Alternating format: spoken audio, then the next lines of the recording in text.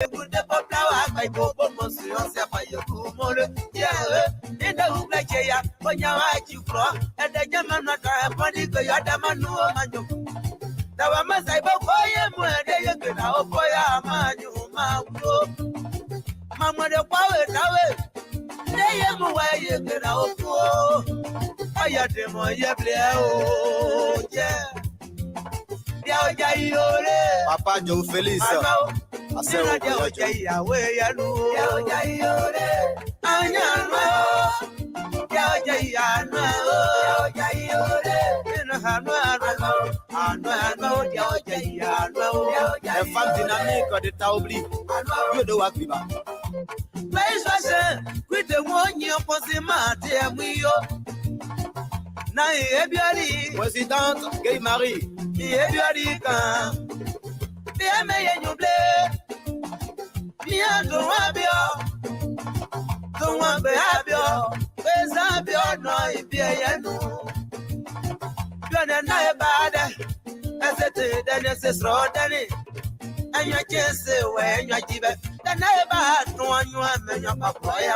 Dante Philippe.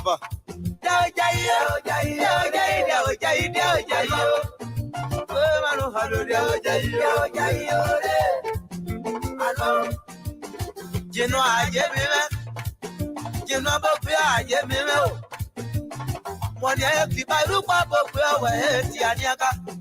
yeah. This I told you, well, never were brought up and I am here. Those are good here. Play me out here. I gave me women. You have one away and do the move away. You call it out. Yeah, I am on your blood in your back. Yeah, everybody. Yeah, my yeah. But everybody, man, the chip,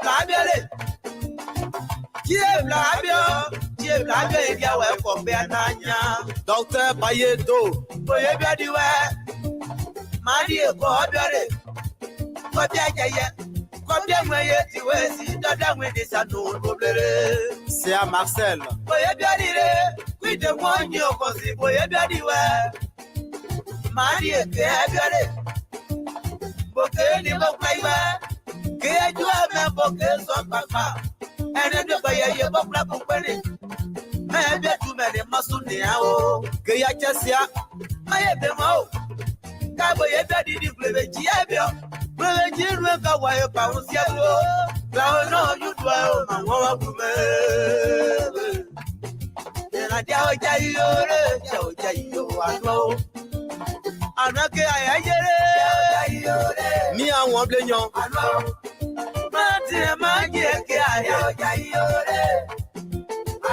I'll point you.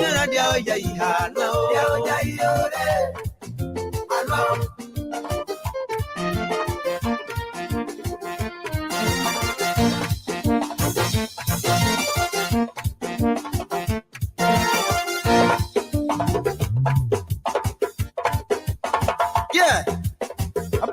Aja son. Kanya dia kanao. Emenao. Son. Emenao. Ta fly ni akwa de o. Asa kwa gudi. No akwa abotan. Yeah.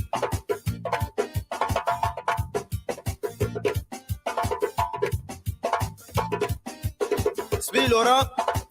Sbi Antoine. Keina Paul. Paul Wallace. Akojo aseyo. Wo deri wa de pa. Yeah. Enasio, tanabu atababu akosia we apanyo. Makwaba ebido yeta gbenuko si aklabu. Ye ya to baidenya, blade ya to ko be mo ba ya de mo ko na gbo podi ngo gberewo. Ya o mata si ni yakere. Inwo mo we. Anya pana de dada ye gebla. Namadu amumba kwa siasa hiyo ba. Ya jade ya blayo, jade ya dalwe. Na ya kayase. Ni kublu na ya yeta no nyo. Abe aboka na yeta hiyo. Eja ya we ya no. Abozo dalwe de ye de mumre. Mama moi Yvonne. You never know the walk on your ma. How point you? Papa paye plan George. How point you? How point you? How point you? Yeah, how point you? How point you? How point you? You cannot go. How point you? How point you? How point you? Maman Jiro et Jenny. Yeah, mama. You know, boy, no more why you want to do. Mama Veronica. Yeah, yeah, say, oh. I'm one you. I'm a bonnet who are ready. You who are the Bautu. I put you to make a Bautu, you, Mamma. Eh, my dada, I don't look at Good evening, welcome. This is the Liberia Public Radio. Those is my game.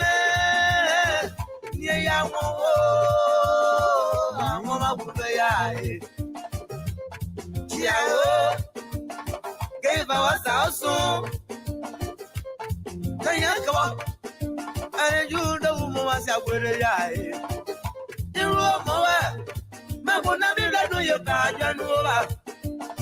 Papa, what do go home? Where what I tell you? With the one you was it. You're like one guy, no more dear thing, I'll put my eye. And I ever enough. Never the mouse where you go. I will say I made it, may I buy down. Parent by your son. As I am by cheer quiet, some was there.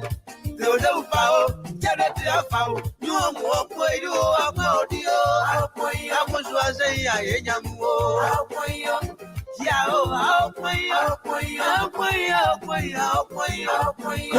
Good evening, welcome to the show. I'm Alfonso Ziensot of the Liberia Public Radio and LPR-TV. Welcome to the show.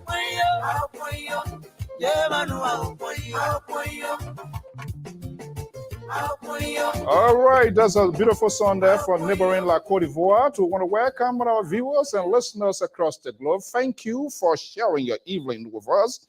This is the Diaspora Informative News outlet. No imitations, no duplications, just of ourselves and who we are. We say good evening to all of you in the house of LPR. Tagazian, Mr. Charles Weeks, welcome. Good morning, good afternoon, depending on your location. Elijah Malba, thank you so much for sharing your evening with us. And our man, Jerome Roberts, thank you so much. Welcome. You are on the official news outlet of the Liberia Public Radio and LPR-TV. I am your host, your presenter, the anchor, Alfonso Zienso, and the panelists will be here very shortly, as usual, to take a national conversation here for the good of the country. Tom, welcome, and I just do us a favor. By the way, there's a special way to welcome you. If this is the first time bumping into this news outlet, this is LPR. And I'm your host. The panelists will be here very shortly, and we will be having a conversation. Time check in the East Coast studios of the Liberia Public Radio. It's 8:12 Eastern Standard Time. Welcome to the show. Nehemiah, Commandant, good evening. Thank you for coming. And give all of you a kudo. Just hit that share button and invite someone to your company because LPR is on. Welcome to the show.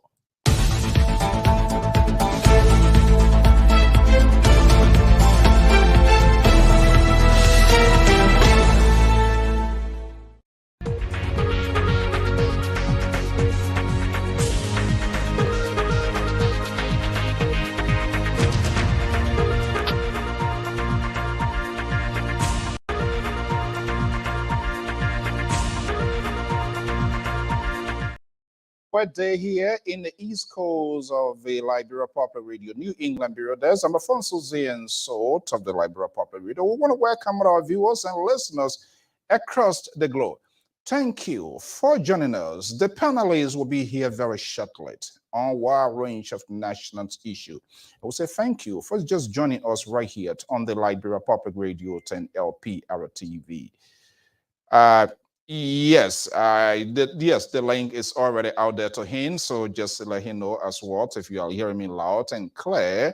So to just giving a heads up, it's already there. So guys, good evening, welcome, good morning, good afternoon. If you are right here in the States, if you are in Liberia, the West African state, which is a center of gravity in politics at this time, a lot is unfolding, and there's a need that we have these national conversations on a daily basis, not to convert people, but to get a clear understanding who they are, what they represent, and what they intend to bring to the country.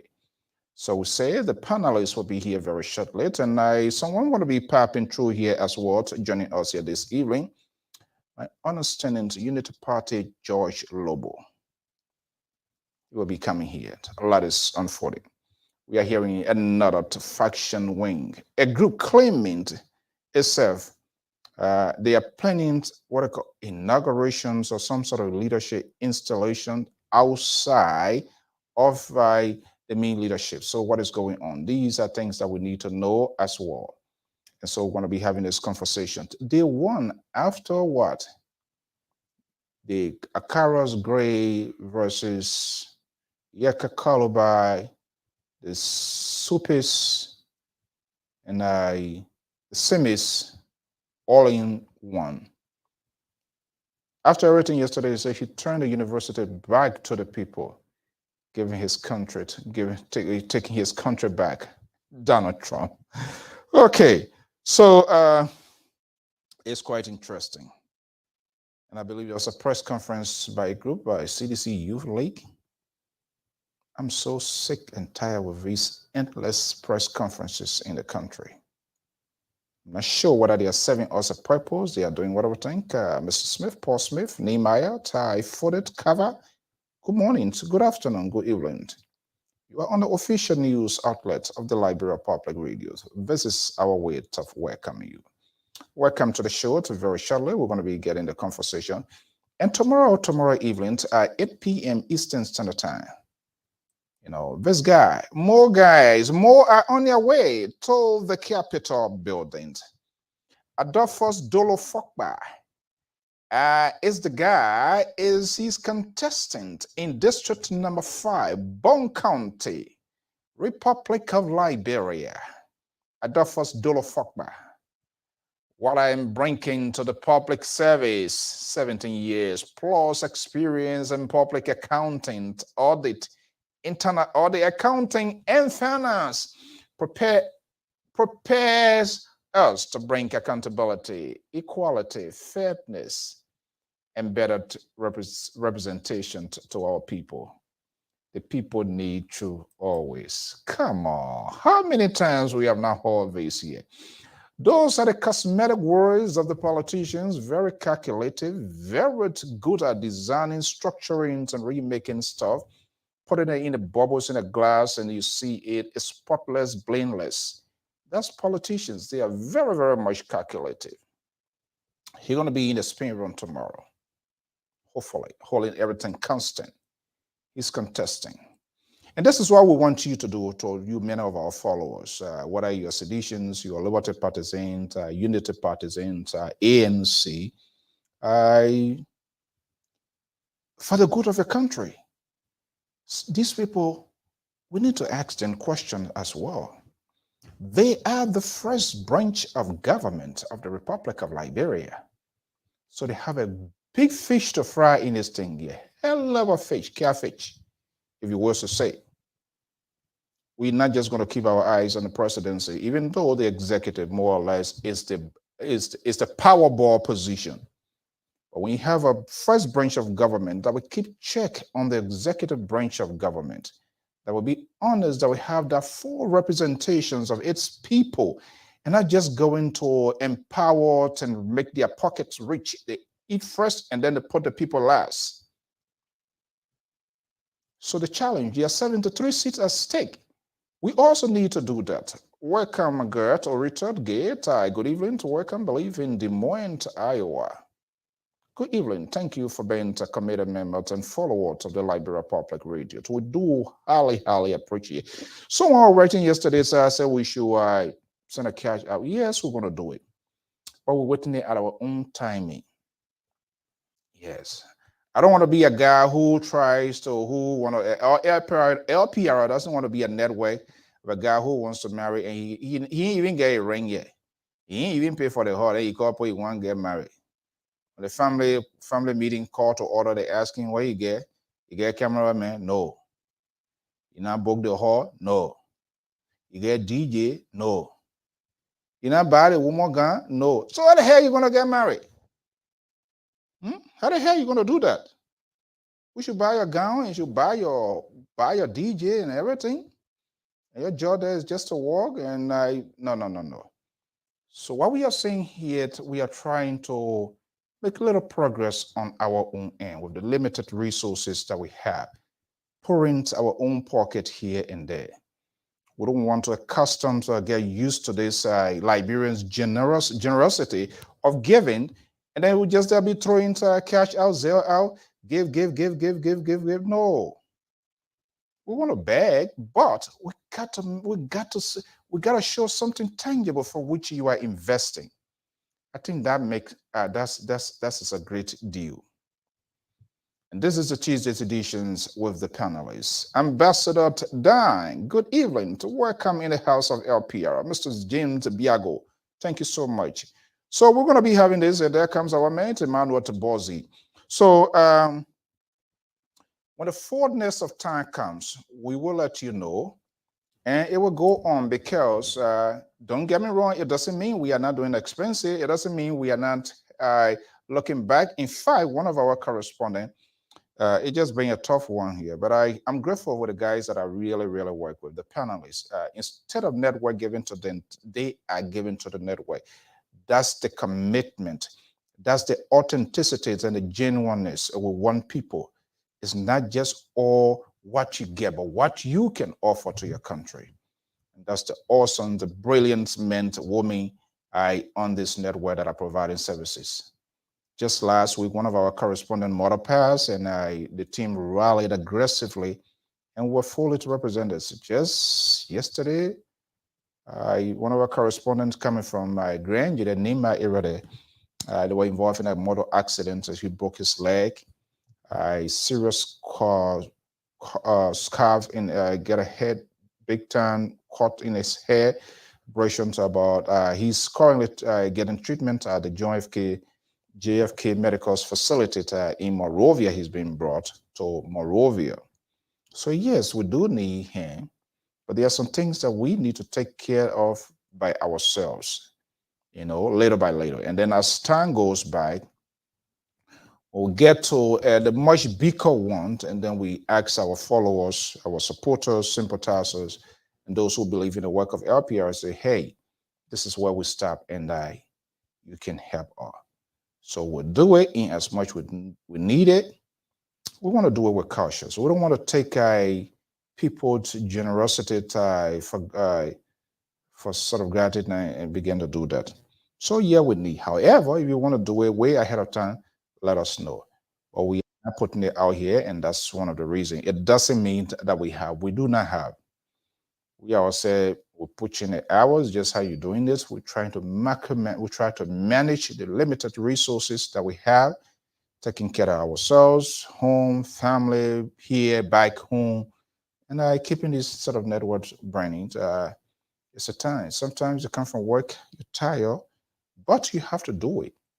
That's the commitment. Whether you get it or not, that's the commitment. And we value your precious, most importantly, we value your precious time. You look out for us in the evening, 8 p.m. Eastern Standard Time. That is a link called Liberia Public Radio. If you are not following this page here, this is what we want you to do. Please follow the page, and you'll be able to get a notification. There are some folks who send me a message that they don't see it. It's because sometimes it triggers. So if you play in the video, if you hit on the video, there's going to be an icon, the bell icon. When you tap on that belt, there will be a drop down.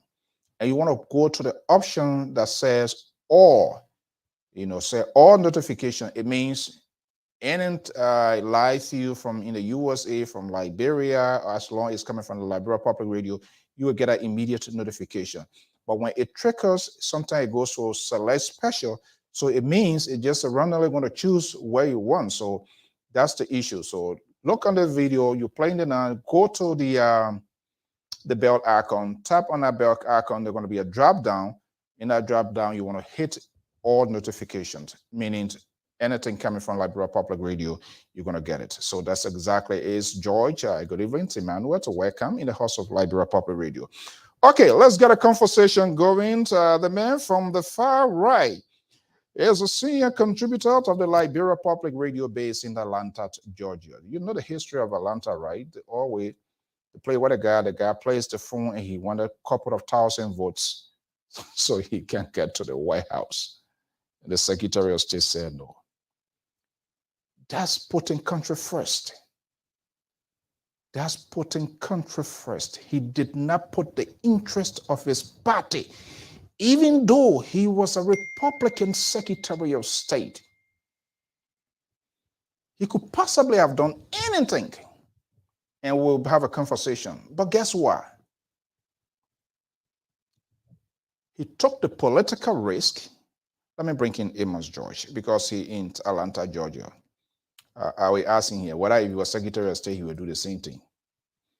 The legendary Amos George, of a strong supporter of the Alternative National Congress, ANC, of Alexander Benedict Cummings. Good evening. How you doing? I'm okay. Well, how I call supporter and then you something. Are you not a supporter of Alexander Cummings? Okay. Watch your audio. I'm not sure what I'm. Supporter of Alexander Cummings. Huh?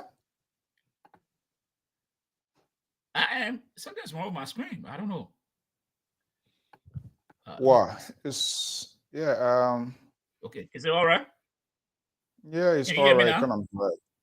Yeah, it's okay, but it kind of black.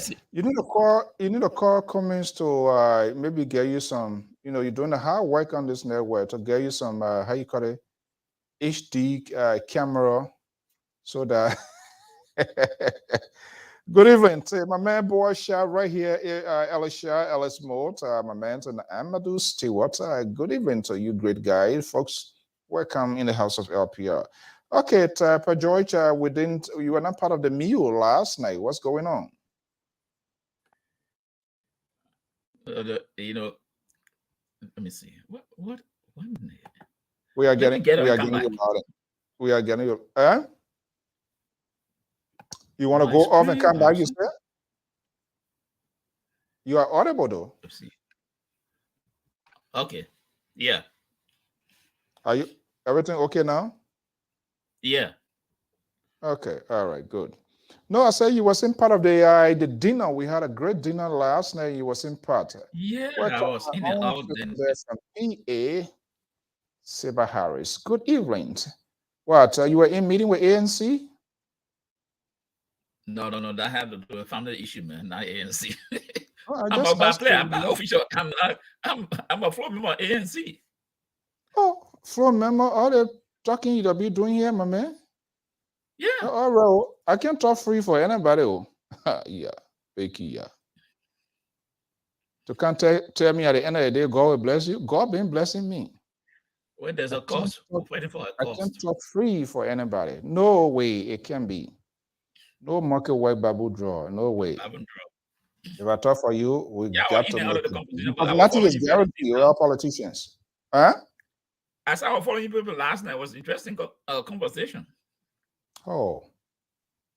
Is there something that would perhaps you wanted to hit on before we get to this point that perhaps if you are here, you're going to talk about? You can call about he turned the university back to the people.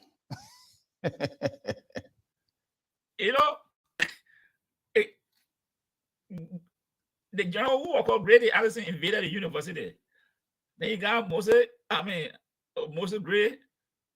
I can't agree now. The next general again who invaded the university. So if all people with a great do great thing at the university, Brady Allison move or be removed.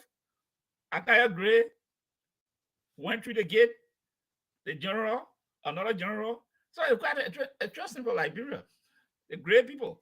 We got to start looking up to them now. But yes, I was on the conversation. And Sister Marcel said the other night last week that we believe that most Akaya Gray should now go on the campus because we saw this thing ahead and we're saying, hey, Gray, don't go on the campus. It's not that you don't have the right to go there, but you are a national leader.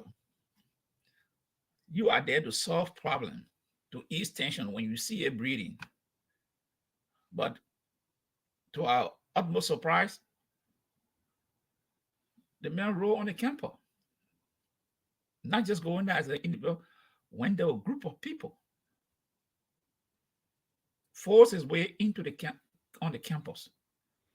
So I was looking at that. Eh? You say he forced away? We got the police. I mean, if he didn't post the police, okay, let's bring in legendary Sissy Goyot, your man, your patron. The guy you were praying for you to be here yesterday. I don't know what I was saying, good faith or something. Yeah, but I sure was in good faith. You see how I came right today so? I love that. Now how you can tell who the senior analyst on the play and who the elementary analyst then? Yeah. I never knew this guy was a what? Yeah. We got along with Esau. I see your word. I will get my own background so I can be the senior. I can be one of the senior analysts. So I want to be Uga. Don't mind it, he ran away strategically last night. When they look to answer for the man moderated last night, and I got a vote for every time he conducts volumes of messages comes in. So this guy, he needs to be the NIS. So, so then I asked the guy, I said, but what about Joy? He said, no, that baby, you do me.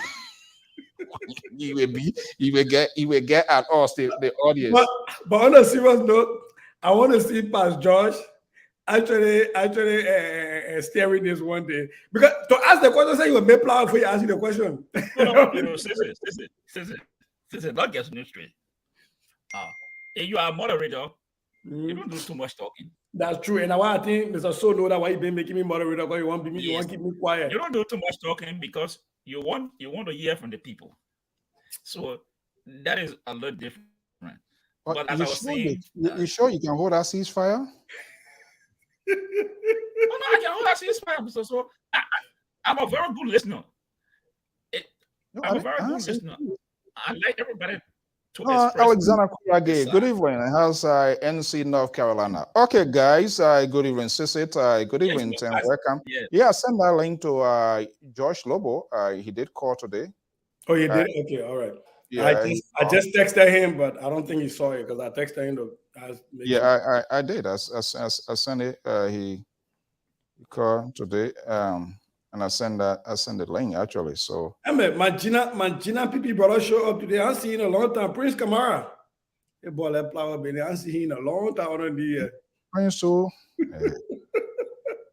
the Gina PP show face. I mean, I don't be plow with our people there, and print on my mail. Don't mind, you can pee for me all day. Yeah. Okay, guys. Good evening. Welcome, Prince. Good to have you here. Mr. Kanan Mohammed. Good to have you here. Ambassador Milton and Nathan Cowan. Hopefully, I call it that. And Salam Nelson. Good evening, good morning, good afternoon, depending on your location. Thank you so much for your commitment to this network. So, guys, I don't know who had a good dream last night. Yeah, we are the day of Akara Gray marching on to the Mount Everest, the State University, plus the man from District. You can call about which district is it? District 6? Number 10. 10, district number 10. 10? Yeah, District 10. Our District A versus District 10. 10. Yeah. I hereby 10 I don't know what that country is too interesting. I hear about your university. So yeah, the man recaptured the university as a because they all general. The any person Akara's grade at general. So Akara's grade when captured the university. You get about when he didn't leave men on ground to deploy. No, and he left. no, it's the guns that liberate must not rule that they Prince Johnson before he became senator. So he turned it over back to the people. Hey, my brother Alex, how you doing, boss man? How's it going, Castle? Welcome our own primetime viewer, listener, follower, Mami Esther Tapit Mode. Thank you so much. Your commitment to this network surpass every other thing. And she always check her on, and when the sound is not right, she always give that notification. You see, this is where we have few of Liberians like that who just want the right thing to be done. Puerto Huerta will be in good shape. But it will be difficult when you have Emma George then with those extreme voices, who sanction voices, who slam people. So say you need to start texting me. You need to start texting me. Yeah, man, I trouble. You see, when I'm already, I don't be forced. You. No, Madam Mo, you're not late. You just right. Not too late. The other day I said in the chat room, I'm the footballer. You're gonna kick me. Anytime you want to kick me, you'll kick me. So today, and I'm going to be moderator here. Go. I here today to make flower. Oh, I'm going to tell you what to Pajola moderate. That he the one want to make flower. Not tonight. I won't be the okay. So somebody please tag how to call it Keto can on tonight and Jonathan can on. For a long time, they two put me plow. They want to make him plow in the chat room. He's still looking for the ANC 75K. He promised to. Now we start the fire already. No, ain't no fire. All right, let's okay, guys, let's get a program going. Mr. Bablo, thank you so much for joining here this evening. AB Diallo and all of you guys. Okay, guys, let's get now. We Liberians, all of us, are inclusive. We are good of being to be more reactionary than finding solutions, right? And everybody were going nuts. We all were going crazy yesterday. Trust me. Today, bring your own. Tomorrow, if you on your own. So, one of the guys concerned, we still need to have them here. And I think Marley Jones mentioned something yesterday to take a revision of the handbook. But I think there's a press statement coming from the embassy, right? Some statement came up from the embassy too as well. Today or yesterday? Yeah. Was that yesterday? Was today? I checked on the website. I didn't see anything today. Yeah, I tried to verify that too, but I don't know what I was. What I saw on their website 20 minutes before we came on is warning about demonstrations happening, warning U.S. citizens to go around the capital area. It's still here. But anyway, we always like to make sure of those things before we can discuss it. But yeah, we are here. Let's get to the point today. Yesterday, the country literally was in flame, not really burning with fire, but tension mounted in the country. We all went to bed. They all went to bed. Everybody going about their delayed activities, which is good. Is that a solution to the problem? Let me start with you, Eamon George. Or do they need an extensive conversation to get these things in order once and for all? Do they have the guts to do that? No. That is not a solution to the problem. They don't have the will. Because I saw the debate today, and the people who should be spearheading the debate, they don't want to take charge of it. They try to want to throw a fishing net now, and to grab everything now to say, no, this one, we have to look at it one, and we have to look at it one. But what happened?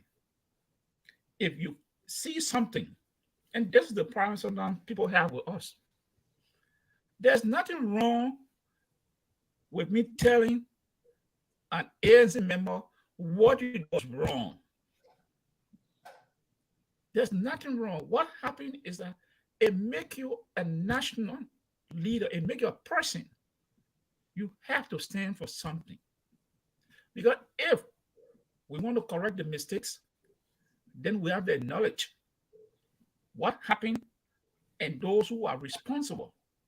Then we can decide to move forward. But if we say we want to correct the mistake and we do not want to hold people because they're from our camp, we'll not solve the problem. And this is what's happening. I listened to this debate today, the Capitol. Let me just digress a little bit. Sister and myself were here the other night. We said about you have the right, but don't go on the campus. Because if you go there, things will go to out of hand. Sister myself said here. Now listen to the radio station today this morning. People said there were several calls on local radio station in Monrovia. Since inauguration, go on the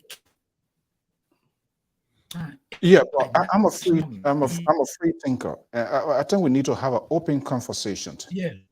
Somebody told Alfonso, even though you're from Tadmeha, you guys from Tadmeha, but Mr. George from Tadmeha too on the other side, that's in for whatever reason of Alfonso type political ideology, so he shouldn't go there for the good. Alfonso is a representative now from Grand Gile. I make declare myself temporarily just for the show a representative. He shouldn't go there. Is that a solution to the problem? Let's assume we have to put it. We got to put it in. Let's put them in the column. I want us to take a holistic approach in this conversation now. It has happened. We need to find a solution. But let's assume a Kara's Gray Hoy piece to be crystal clear, considering his position. I don't think it was a good, wise judgment. He could have done it different other day, but again, power struggle, frictions, who owns the land situation. But I'm asking, was that a workable solution to the problem? Like, what do you mean? A solution, but he not going there. Is that going to put everything to a rest, or just was on an interim basis we are talking about?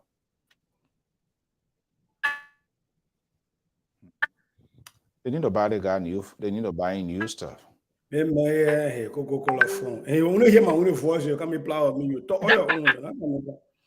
see. So you are a national leader. You are a national leader. You are chairman on executive in the, you have a responsibility. So if you see something, people said, don't you come here, we attack you, or don't come on the campus. Good. What a leader would do, go back, call the authority of the university, and say, hey, this is what happened. How can you know this situation? And the university XYZ. Look, I don't need too much of salad dressing. I don't need too much of salad dressing responses here tonight. Listen, let me say this. Let me say so.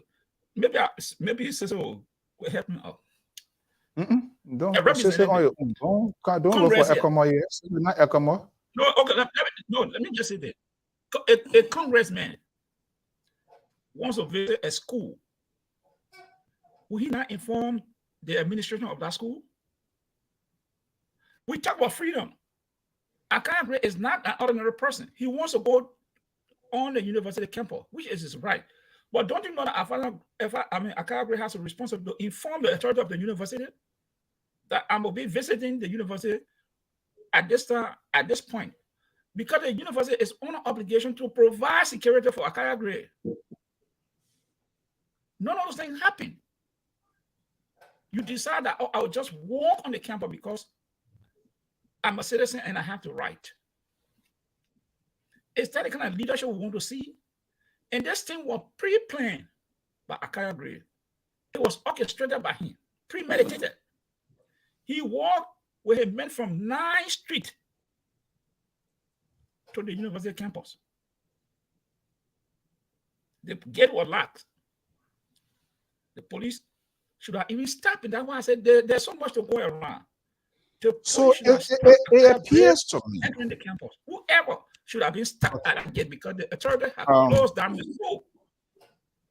Whoever let me bring in Sissy. Let me bring in the issue, the question now, let me just the issue now. How can we address this issue? We need people with open mind, people who are honest, and say, look, this, what went wrong. This person did it, this person did this. And the way forward here is, if anybody in government, you have to put forward a policy. If anybody in government holding authority coming to visit the university must inform the authority. Let there be proper security. Not any time and they go just get a minister, I just go on the campus.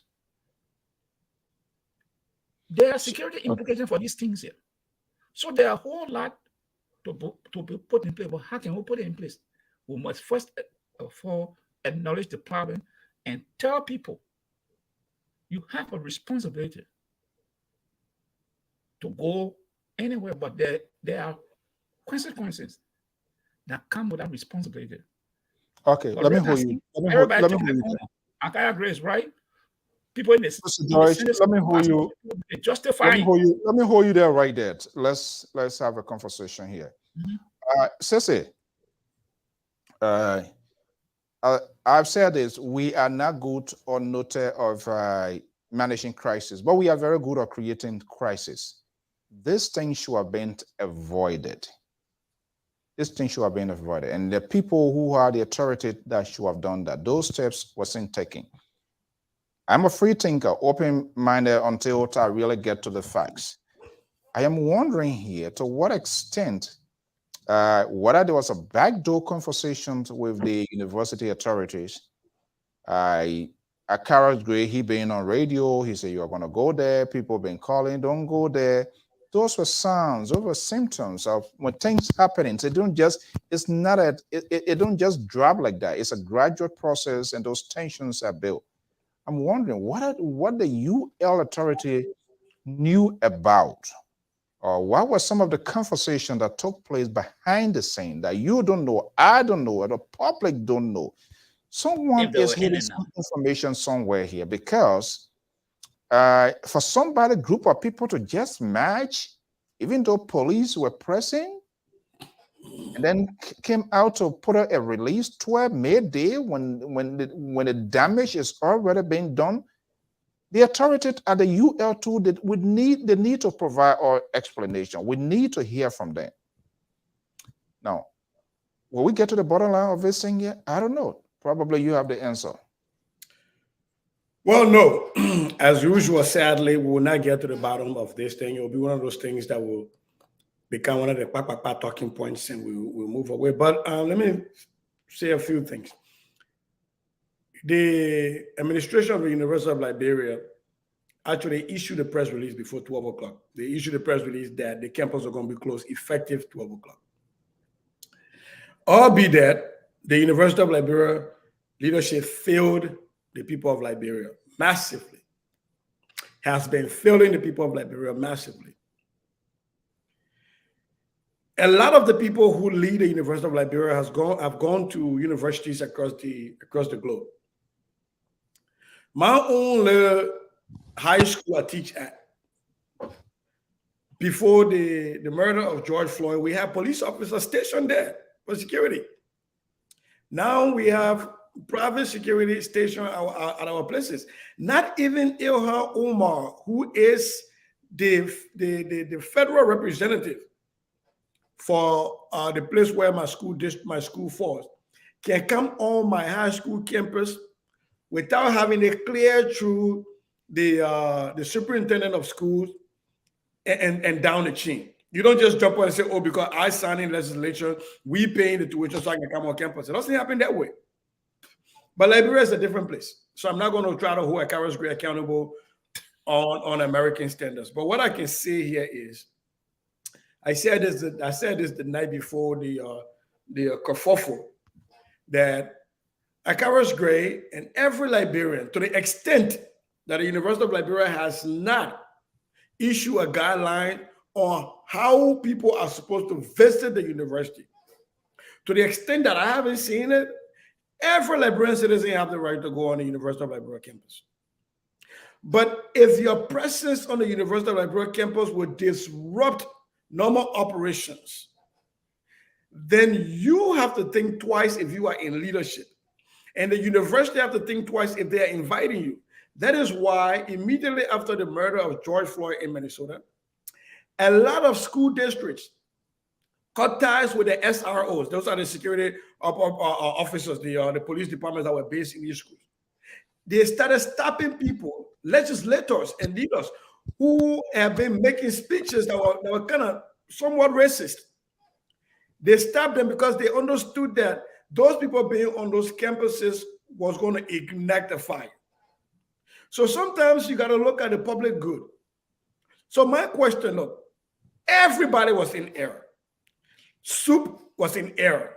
SUP should not be determining who's go on the University of Liberia campus. There has to be a guideline laid out by the administration of the University of Liberia that is available to everybody. So tomorrow when I go to Liberia and I say I want to hold a math lecture series at the University of Liberia, can I just jump on and go and stand on the market and on the Palawan and start talking? That should not be the case. So we need the University of Liberia to lay out, if it's already available, then they need to make that public. Because that would have fixed a lot of these things. Number two. Quickly here, I don't have to interrupt. Do you think it exists?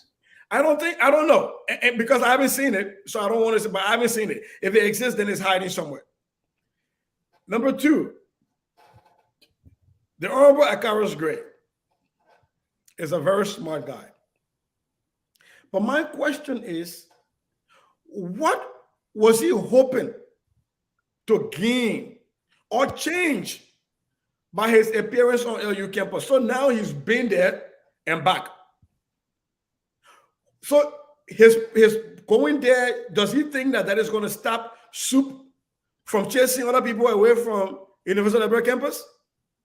Now I was seeing on Facebook that SUP is planning a visit to the Capitol on Thursday, to his office. Yes. The people's house. Now the people coming to your house. So, I kept saying this thing over and over. Just because something is your right doesn't necessarily mean it's the right thing to do. Honorable Akaros Gray escalated this thing.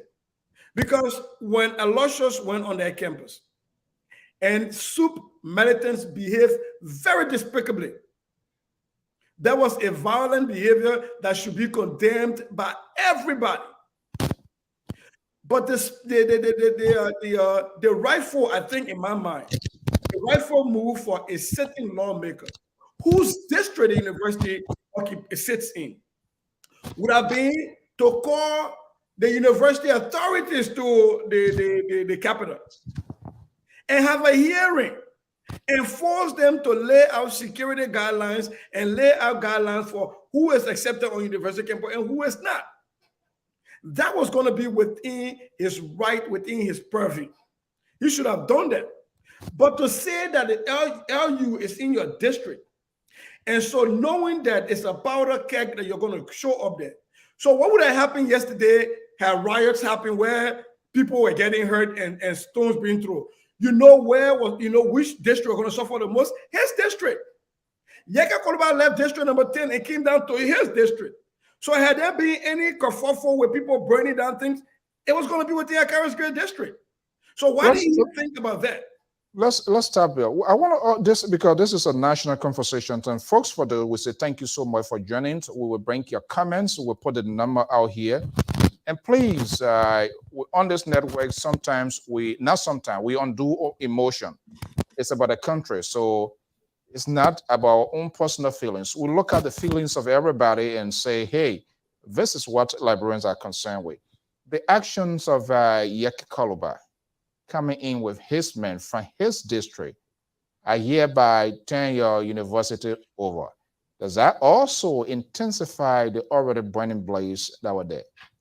It made it worse. It's assuming Supis or no, what the other guys, Semis or whatever.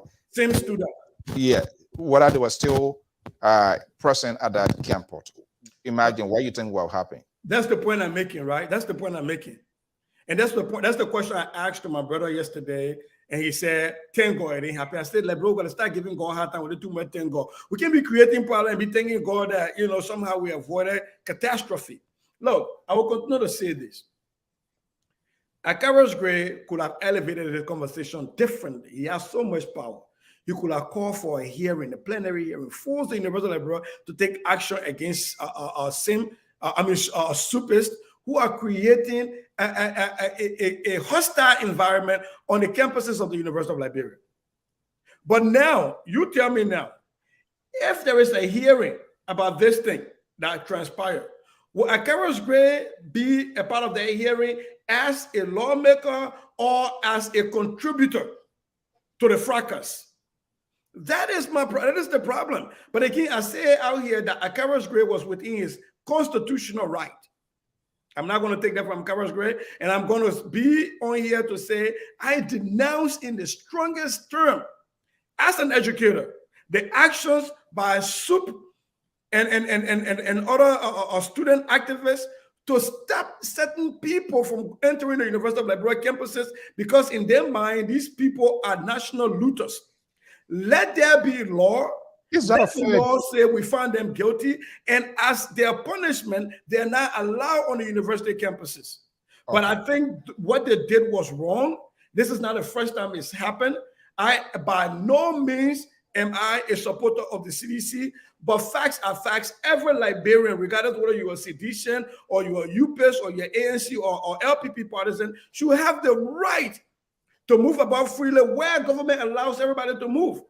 Since when has SUP now decided to lay out and become, according to their own term, the barometer to measure the temperature of who has the moral authority to enter the University of Liberia campus and who is so morally decadent that they're not allowed on the University of Liberia campuses? This is wrong. This is the highest learning, the highest institution of learning in the Republic of Liberia, and we deserve better, and we expect better out of our students and out of professors and leaders at the University of Liberia.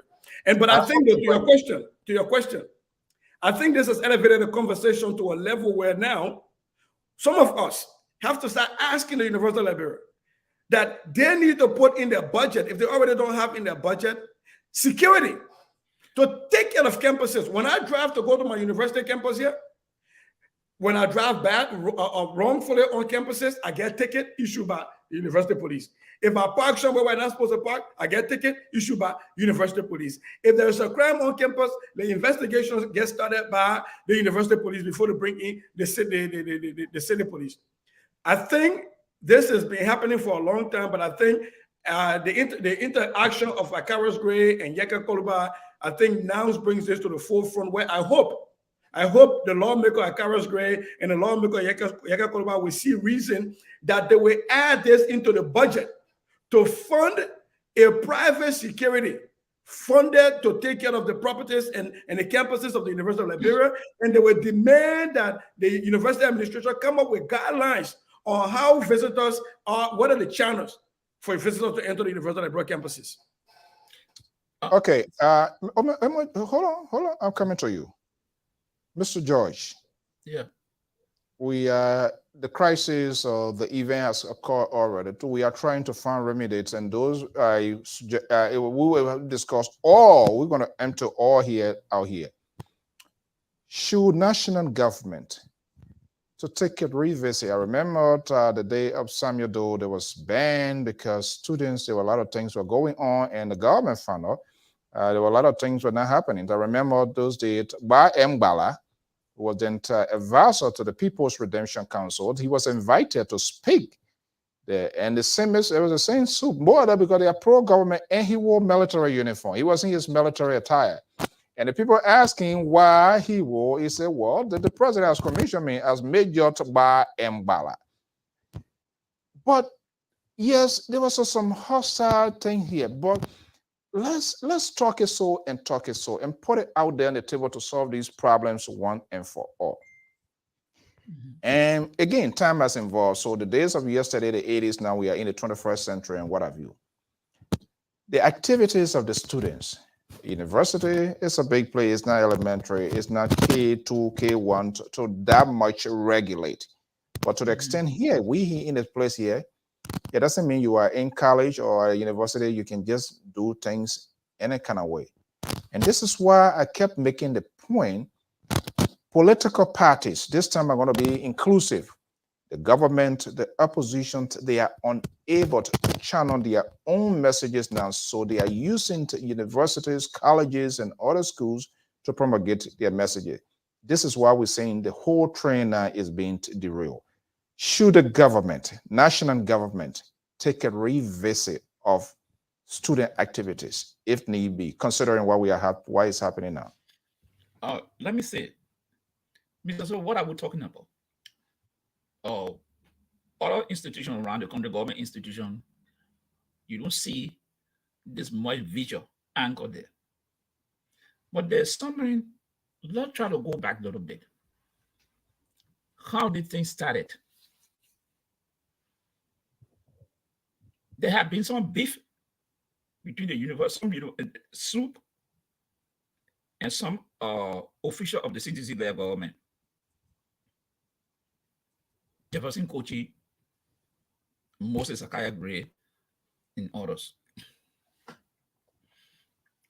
You saw what happened July 26th.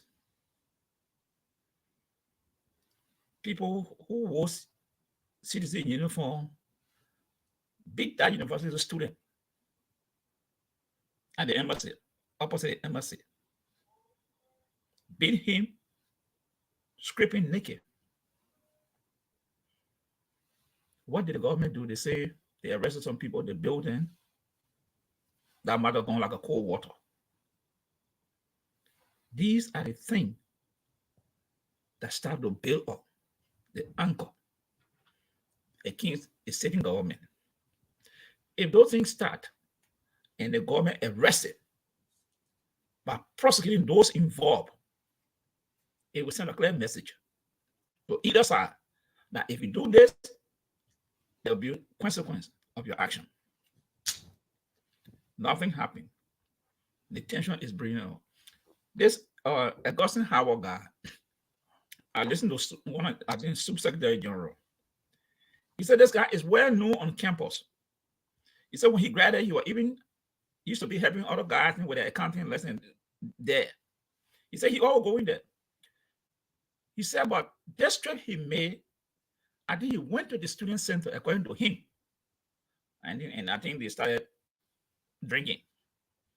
And he said, well, he said that way I think the problem came from. I think maybe he and some of the students got into some argument and ensue about altercation.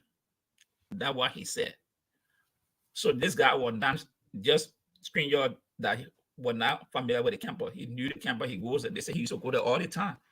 But this time they say he went, I think to the still saying Hamilton found out what happened there, and now brought in. So we all condemn it. It should not even happen. But the question here is, Mr. Soul, we cannot be selective in enforcing justice. Those are the issue. We want to be selective. As a government, if there are people break the law, hold them accountable, regardless of which side they fall on. Because then you send a message to anybody.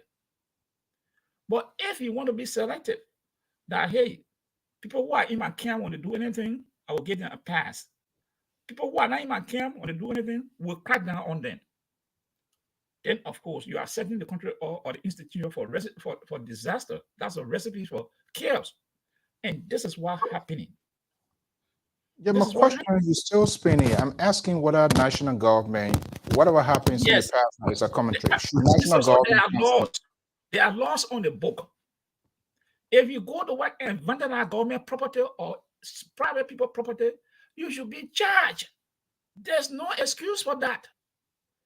But the law is not. If the government did that right now, let's create another open front here. If the government did that, students riot and all of that, and students began to be charged and prosecuted, how would that play out with other advocacy group? Fine. If the government is transparent, then if you're not certified as it, I don't care for who advocacy group, but the thing here is transparency. I will not say that you think I will want for someone from the ANC to go student on the campus of A to go and break property, and I say, oh, leave him because he's from ANC? No. Because that is not a behavior, is not accepted in society. So we should not condone it. So the biggest priority, if government wants to enforce these policies, we should be transparent. That is the question. And because they have not been transparent, this is why it leading us to that certain people can do certain things and get away with it. Now, you tell me, if I drove on a campus, maybe Georgia State, they get disclosed, the officer standing there, they say, hey, nobody's a liar today. You think I will force myself into that gate? If I make that turn, what will happen to me? What will happen to me? I sure am going to be arrested and charged. But you see, police officer at a gate, the university had issued an order. All classes are suspended immediately. Then you see one man coming with a group of people. And that's why I said that is the failure of the law enforcement. Because if I were there, I would have told Gray, sir, you're not entering. I would have done it. And anything you make, I will have you arrested. All right. I mean, a former police officer. What would be the charge if you arrested Gray? What would be the charge? They are phone face so we get. The authority said nobody should enter. That a charge? The authority said nobody should enter. That would be the charge? Did the university tell the police nobody should enter, or did the university just say the university was closed? They said it was closed. It was closed, and they had officer posted at the gate. So this thing here, if the university said it was closed, how come have a press? Hold on, Mr. So if the issue of press release that university is closed, everything is closed. That's it. If the campus is closed, you don't have a letter from the administration that will allow you on the campus. What are you doing? You know what? If you force yourself to go on campus, what will happen? Say you get a school there. The principal said, or the president said, school dispersed. Every student leave the campus. Officers close the gate. Then John Brown come. Oh, I'm supposed to go. They said no. Do you have a letter? No. No school. The place is closed. So you see, this is a convoluted thing here, and I think the university authorities, they kick the can down the road. They need to have a good explanation. Because when you go into school here, for example, if there's a storm here or whatever, this sort of comparison can be a little bit crazy, but let's assume the university order that is campus going to be closed. What was this communicated widely to the students, to the public? They need to come out. They can't help to stir up something and we're not even hearing from them, because there's a reason for the closure. It's not a vacation, something. Yeah. Because there was a potential problem developing for which they were doing that. One person said they're going to be going. The other person said don't go. And the other person, when you can't, you're going to see you're going to meet man. Yeah, we are. The order, according to their statement, the call for the closure. If you call for the closure, besides just giving that press statement, is insufficient.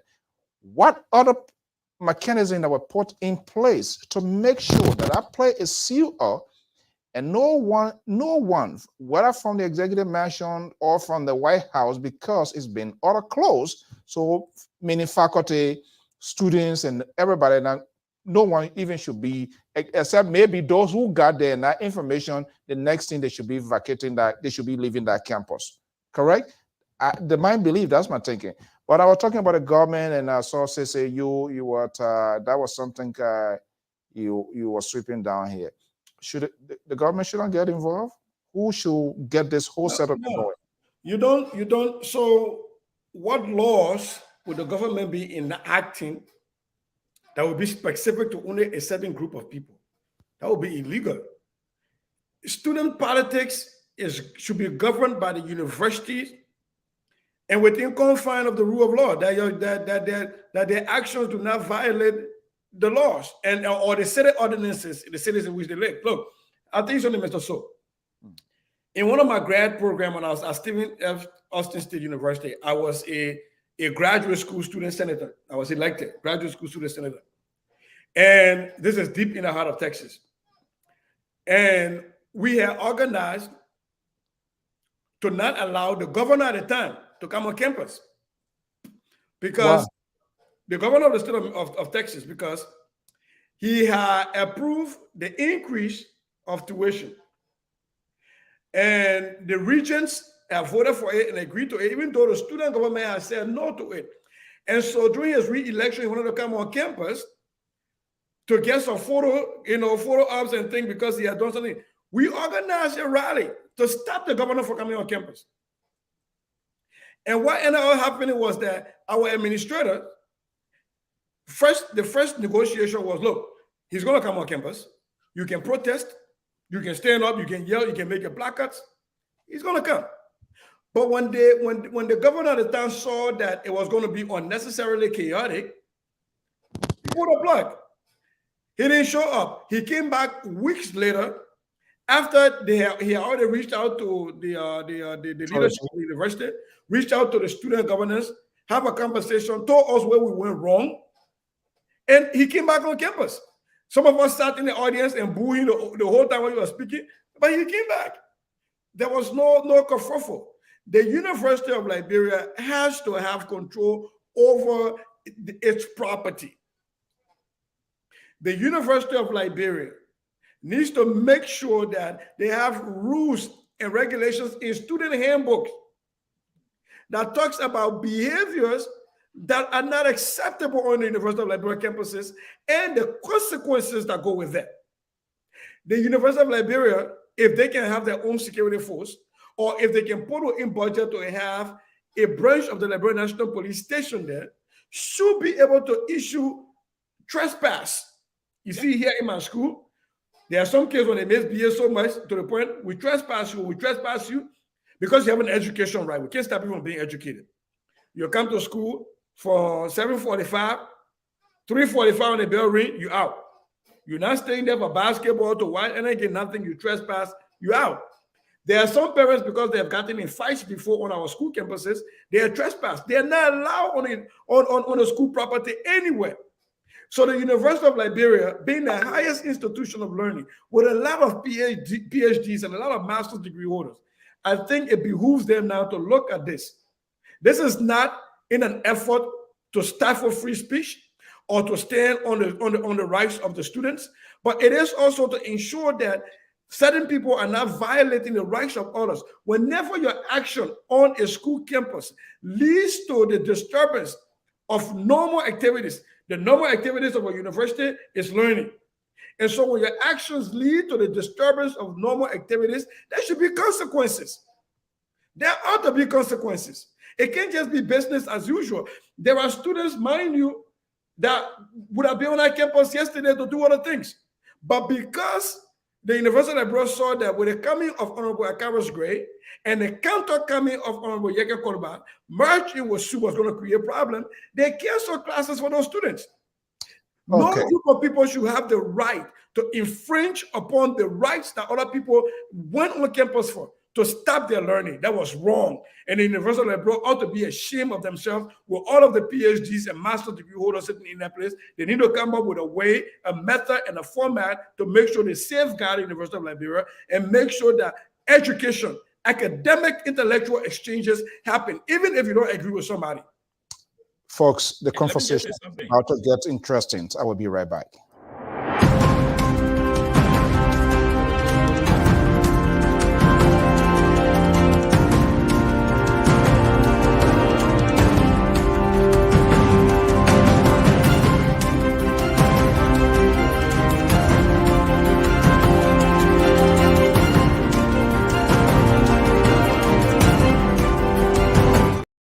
evening. Welcome. The panelists are here, and we also have the guy from the drive-through.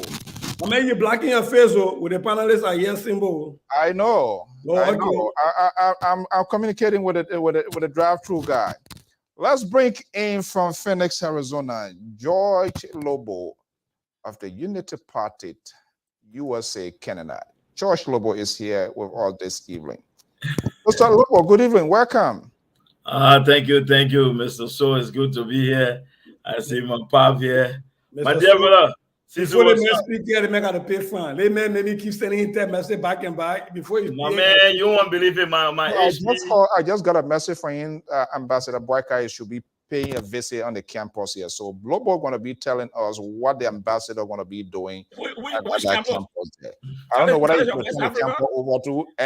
Myself going to have lunch on College of West Africa campus. No, they're not public. They're not public campus there. So that one you got restriction. You gotta either go to G.D. Gibson and do your own right there. Okay. Lobo, good to have you here. Always, these are national conversations, so we always like to pull the strings left and right. Despite people, different political ideologies, disagreement, national conversation when it comes to play, we try to figure out to find a good remedy to what is happening. Let's get you into this fries here already. And I know you already have your own talking point, but I don't know. My audience just don't know about it. Let's take a little holistic and broader approach to this whole thing here. Kakara Gray defied conventional wisdom. He said the university is within his constituents, so more or less he has perhaps constitutional authority. I don't know precisely what that law is on the book. Koluba, on the other end, came from the far side. He said, okay, your representative must say a representative. Who owns the land? He made sure Kara and his guy left. He went by. A year by, turned the university over. So where is the right here? It's on the both sides here. Or what should we be focusing on now? The damage is already being done. How can we get a new beginning, new start to put this thing to a rest once and for all? Mr. So, first and foremost, let me thank the Liberian people for joining us. Again, it begins with the head. This is a complete breakdown in leadership. The very first thing, Mr. So, you know where the University of Liberia is located. And one would think that on a very busy Monday, the first day of the week. So up to that time, that means President, he ain't come to work yet. That's the first thing. Because that place is a stone throw away from the executive mansion. That place is across the road from the Capitol building. But let's just use common sense. So there's no one in the CDC hierarchy that good judgment that from the moment Akara Gray made that pronouncement would have called him and say, look, it would not be a good thing. Don't do it. Let's forget about President Weah, because I think President Weah is more of an absent-minded leader. That's who he is. He functions well without being visible. So, Honorable Gray, yes, we agree it is within your district. True. But I can bet everything in my life, over 50% of those who went to LU campus with Gray, some of them are not even 7th grade students. They have nothing to do with anything UL. So he has no right to take other people on the campus. How you arrive at that point, George Lobo? Because I live right on it. Yeah, LU fence next door is my house. All great day was to tell him many from Dan Jalastan, people from Buse Quarter. Some people I know them from the Ken Johnson Road, Buse Quarter, UN Drive area that flooded that place. So I'm not student. Let's be clear about it. Some of the folks are not students there. And look, I will say this. No one support Yeke's action. But, while it is true they say two wrongs can make a right. But Honorable Gray had tolerized other students on the campus.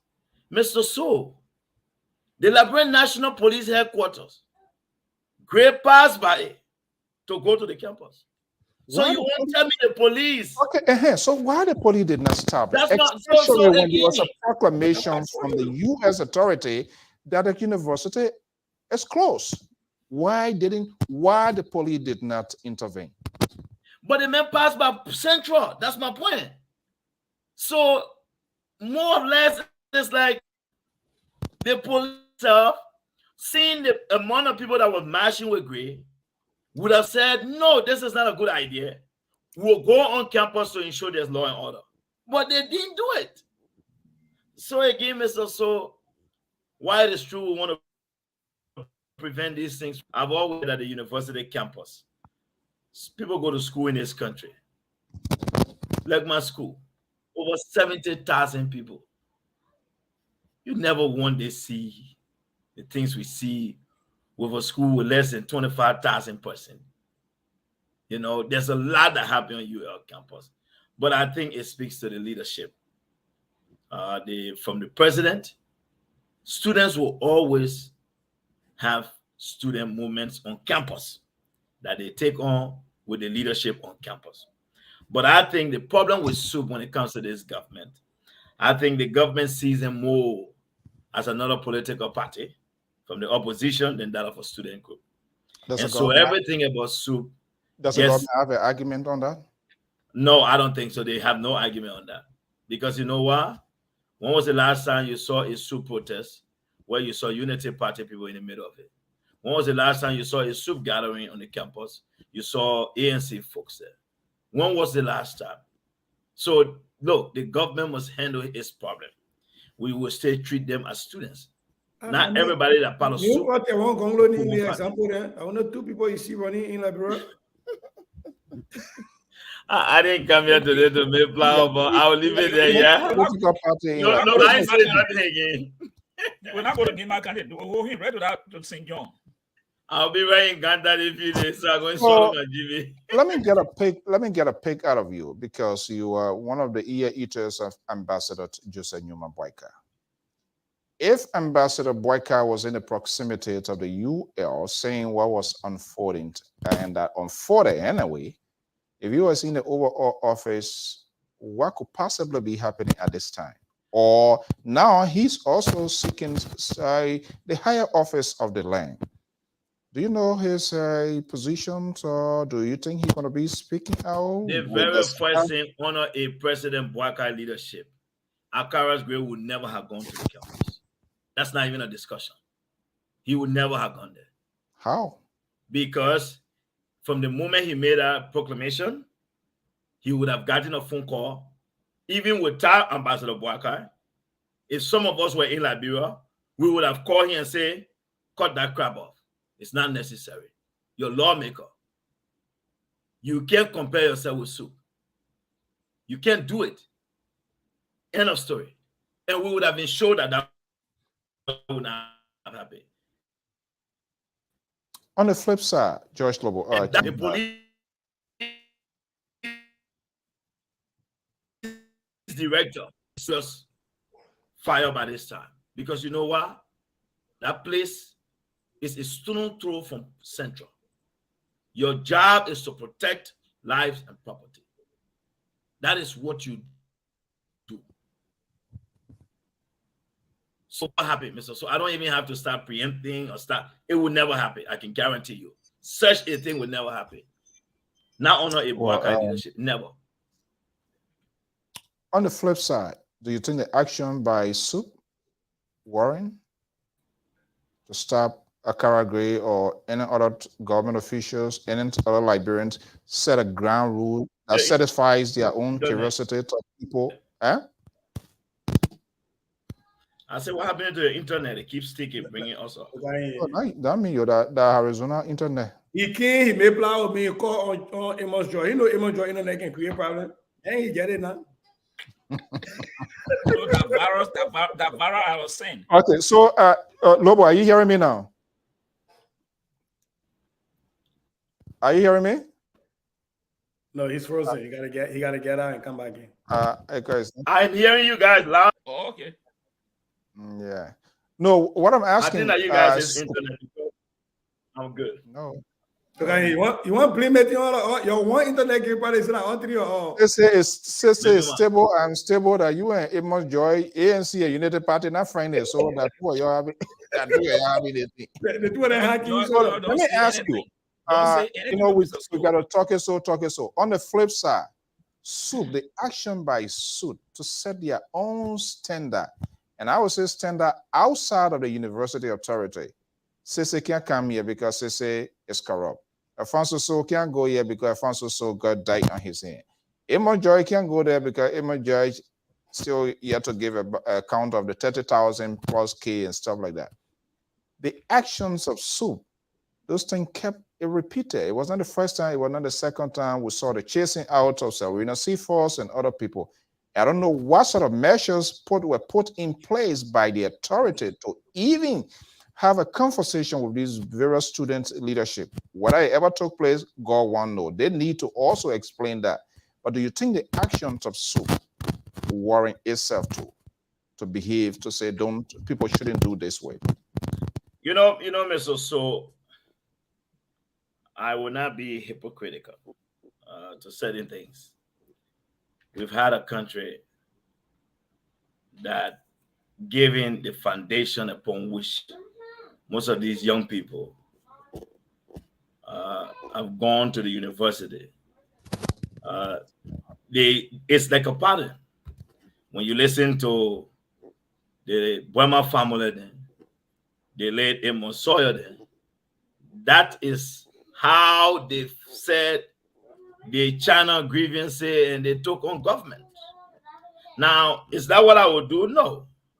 I've always argued that you can be a professional and get your message across.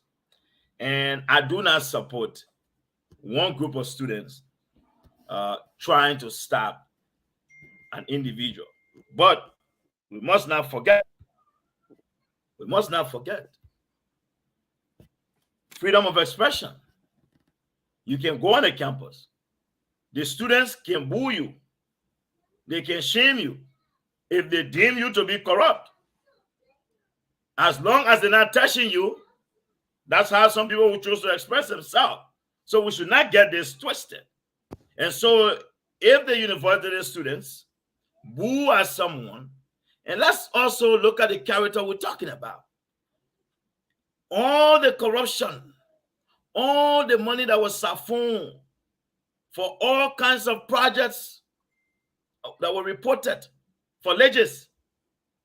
He was paid $100,000 to do social media awareness. So if the students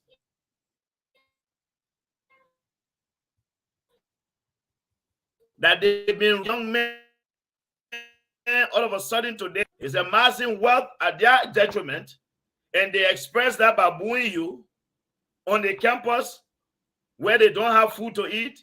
Again, Mr. So, sometimes I like to be rational, but I also always try to say why it's true I want to be rational. I always want to begin a judgment, because sometimes when you're not in the position, it is easier to say, oh, I could do it this way. Yes. Can it be done differently? Absolutely. But with this, Mr. So, the university itself, when we speak of the need for comprehensive educational reform, what people do in Liberia are these band-aid solutions.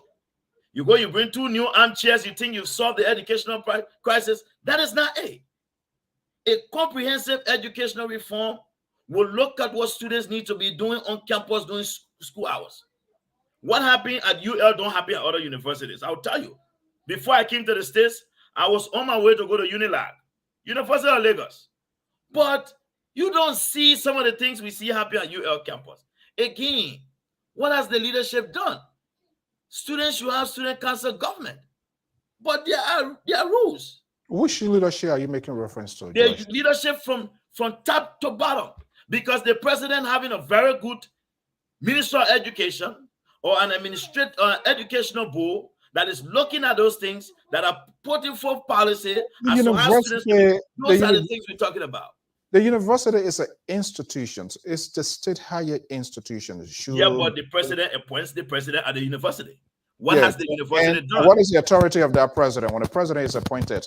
To serve and to provide the leadership needed on the campus. That is why his procedures, his policies, his programs should be tailored for students. What has been done? When was the last time President George Weah called presidents of all public universities to ask them what has been done? What has been some of the plans to improve the learning conditions for the students on these very universities? Not to put word in your mouth, I think we're going to be having a shortly divided role here before bringing in Sisi here. Now, the president should have done something. Perhaps we're dragging it down. Should the current president of the University of Liberia go? Is there failed leadership on the part? Yes, he should have been gone ever since. No, I'm asking. I'm saying right now, considering what is happening. Yes, given what has happened, not just from yesterday, but the fact that Akara Gray made a pronouncement. So that means the administration was aware. They knew. On every university campus, we have securities. The university securities, especially when a government official wants to come on a university campus. Look, Mr. So, we've been on campus here where major national leaders have come to those campuses. The programs are coordinated with the campus security. What was done? That is a failure of leadership because the president is an administrator. His job is to coordinate all the departments at that institution to make sure that organization achieves its goal. And sadly for us, he has not been able to do it, and he should go. Yes, that's my position. He should go. Sisi Goya, it speaks to the point when I was talking about national government, we say, okay, this is a university, they should do that. George Lobo now is telling us that the president of the Republic of Liberia, he has the constitutional authority to appoint the president of the University of Liberia. Clearly, from all indications, I don't want to convey them. I need to hear their side of the story, but a red line is being drawn that the president of the University of Liberia needs to go and go now. Do you agree with George Lobo? Well, to an extent, I however don't see the connection you're trying to draw between creating laws to infringe upon the rights of students as a government action versus the president taking action to dismiss somebody that served as his pleasure. The president of Liberia is a visitor at the University of Liberia. The University of Liberia, for some reason beyond my imagination, why people put it where they put it, directly opposite the seat of the executive, the judiciary, and the legislature. I don't know what kind of sense of coin people had. That creates a lot of problems. You know, when you were talking, I was just reading the Washington Post report on what happened on August 22nd, 1984, when students at the University of Liberia were protesting the arrest of the late Dr. Amos Sawyer. When soldiers entered the university fence and beat people, and Jenkins Scott admitted that some people were flogged and raped, and he blamed that on a few soldiers that had gone amok. We don't want that. And so when we are blaming the Liberian National Police, I want to be a little bit skeptical. And I'm asking a question about Dr. Nelson soon, but I want to be a little bit skeptical. I want to give them the benefit of the doubt a little bit. We saw police officers at the entrances of the University of Liberia yesterday before Akara's Gray could enter. I don't know what the exchanges were that allowed them to allow Akara's Gray to go in, but had the police entered their campus and said they're trying to stop Akara's Gray and Akara's Gray people, and by the way, before Akara's Gray could get on campus, I was watching Spoon TV and there were already stones being thrown from within the university, outside. So had the police gotten involved deeply, would we have run the risk of having a few of them who are partisan go amok, like what happened on August 22nd, 1984? I don't know. There needs to be a holistic investigation of what happened, what went wrong, not to apportion blame, but to fix it so that it doesn't happen in the future. Now, on the issues of the president of the Republic of the University of Liberia, I would love for them to have a detailed accounting of how things happened. When did he release?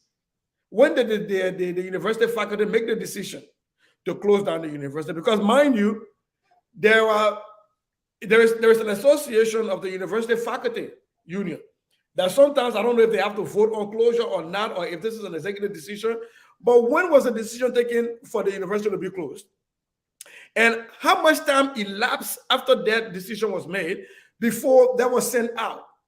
And why was that pronouncement made? Why the news was coming? And that's the point I'm making. How aggressive was the pronouncement made? Because we've seen the university in times past, when they are defending certain things, they will send out the chief spokesman, the chief of information. They will be out there holding press conferences and all the media platforms. Did they appear on any one media platform to say the University of Liberia is closed? Did they send that to the government of Liberia radio station ERBC as an announcement, a public service announcement? Was it announced anywhere else? Did the students that were on campus, did they know that the university was closed while they were on campus? Because again, this tells me that chances are maybe Akara's grade even know university was closed.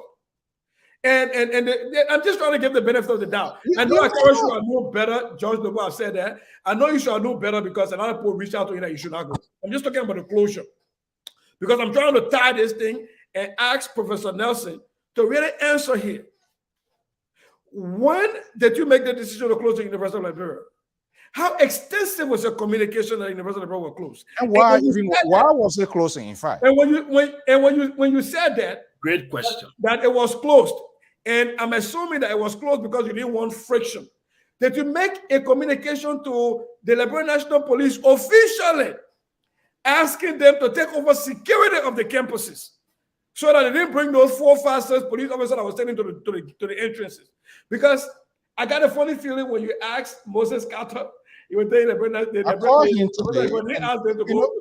called him today. And this is where the frustration comes in, because these people, when you try to also hear their side of the story, another layer that could be added to this question, I'm waiting to see what's going to happen. Who authorized the Liberian National Police to move closer within the proximity of the University of Liberia? And what specific instruction were given? You go and stand and be a local. Do now. Maybe they were protecting the Capitol building. Maybe they saw a lot of rioters coming and they were just there to protect the Capitol building. The Capitol building is right there. Should the police also? Last thing, a question that I leave. Allow somebody else to speak rather. I would have called for the resignation of the president of the University of Liberia a long time ago, because I don't think he has the experience, prior experience in managing universities to be able to run the University of Liberia. For me, it is based on credential, not this mistake, but this mistake is evidence of the lack of credential. So I don't think he should be president of the University of Liberia, because I don't think in his credential there is enough lived evidence to show that he had the wherewithal to be able to run the highest institution of learning in Liberia. Okay, Amos Joy, let me just bring you in here. Sisi has added another layer into this conversation, lack of credential. Perhaps if I could just throw a little bit red meat into a lack of competence. All of that factoring in now with this whole thing here. The police, they also have an explanation.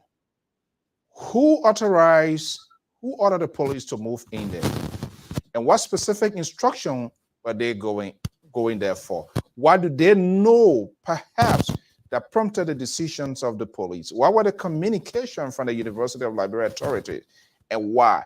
The university get a box share to tell us exactly what they knew, when, and why, based on the question. And those are key questions, answers when you're doing this business: how, when, and why. There must be answers should be provided. Who you think authorized the police to move within the proximity of the University of Liberia, and what specific instruction you think were given? Do they go there to observe what? To look at the building, to look at Capitol, to look at the Executive Mansion, Ministry of Foreign Affairs, or just the beautiful traffic that was just rolling through? Why they were deployed there? That was also they did it assessment talk, so they didn't forget it. But here's the thing here. That's what I told you. when there's tension in the country, student campus, what have you, the police got intel. They will try to do an assessment to find out what is going and what the potential will happen. And if the police did not do that, then it's a failure on the police part. Then Director Sewell should be asked to explain. When Akaya Gray made that pronouncement last week, and all the call was coming on the radio, it was not the police duty, the intelligence unit to go to do some assessment on the campus to feed the pulse of the student, to see the atmosphere. What will happen with that? They can come and say, hey, we see a potential for trouble on the campus. And maybe call the university president and say, hey, what is going on? If the president is not reaching the call, here's what is going on. We're hearing this. But let the director come and explain to us what led them to deploy 5 or 6 officers at the entrance of the campus. What they heard, what they knew that prompted them to deploy those officers. And were they enough? Because they were deployed there. Student was on campus. So right there, commander should have called Central, hey, what we see here, we don't have enough manpower. We need reinforcement. Because we see here, all these things, they must come to explain to us. As my colleagues have said, well, we get the an explanation president of the university have to give a timeline or event that led to that riot that took place. So all these things must be packaged and let it tell us what happened. Let me say something. People talk about security. Since there used to be, the air used to have security. I remember those, they used to wear green. They had car on that campus, security. Those days, they used to have at the gate, there was a gate there. I don't know what I guess there. There's a gate used to close. They used to ask people for ID card sometimes to enter that campus. There used to be security. But since this after the war, I don't know to what extent that security has been beat up. I don't know to what extent now. But there used to have their own private security. JFK used to have their own private security. But I don't know what has happened to it now. So these are all things that we need to figure out what is wrong. And Mr. Gray himself, these are questions Mr. Gray should answer, because that the university is within a district. But one thing I wanted to flag is that when last the Akaya ever visited that university? Can someone tell me when last? Does it matter? As a brother John Lobo, Does it matter the number of times of visitation?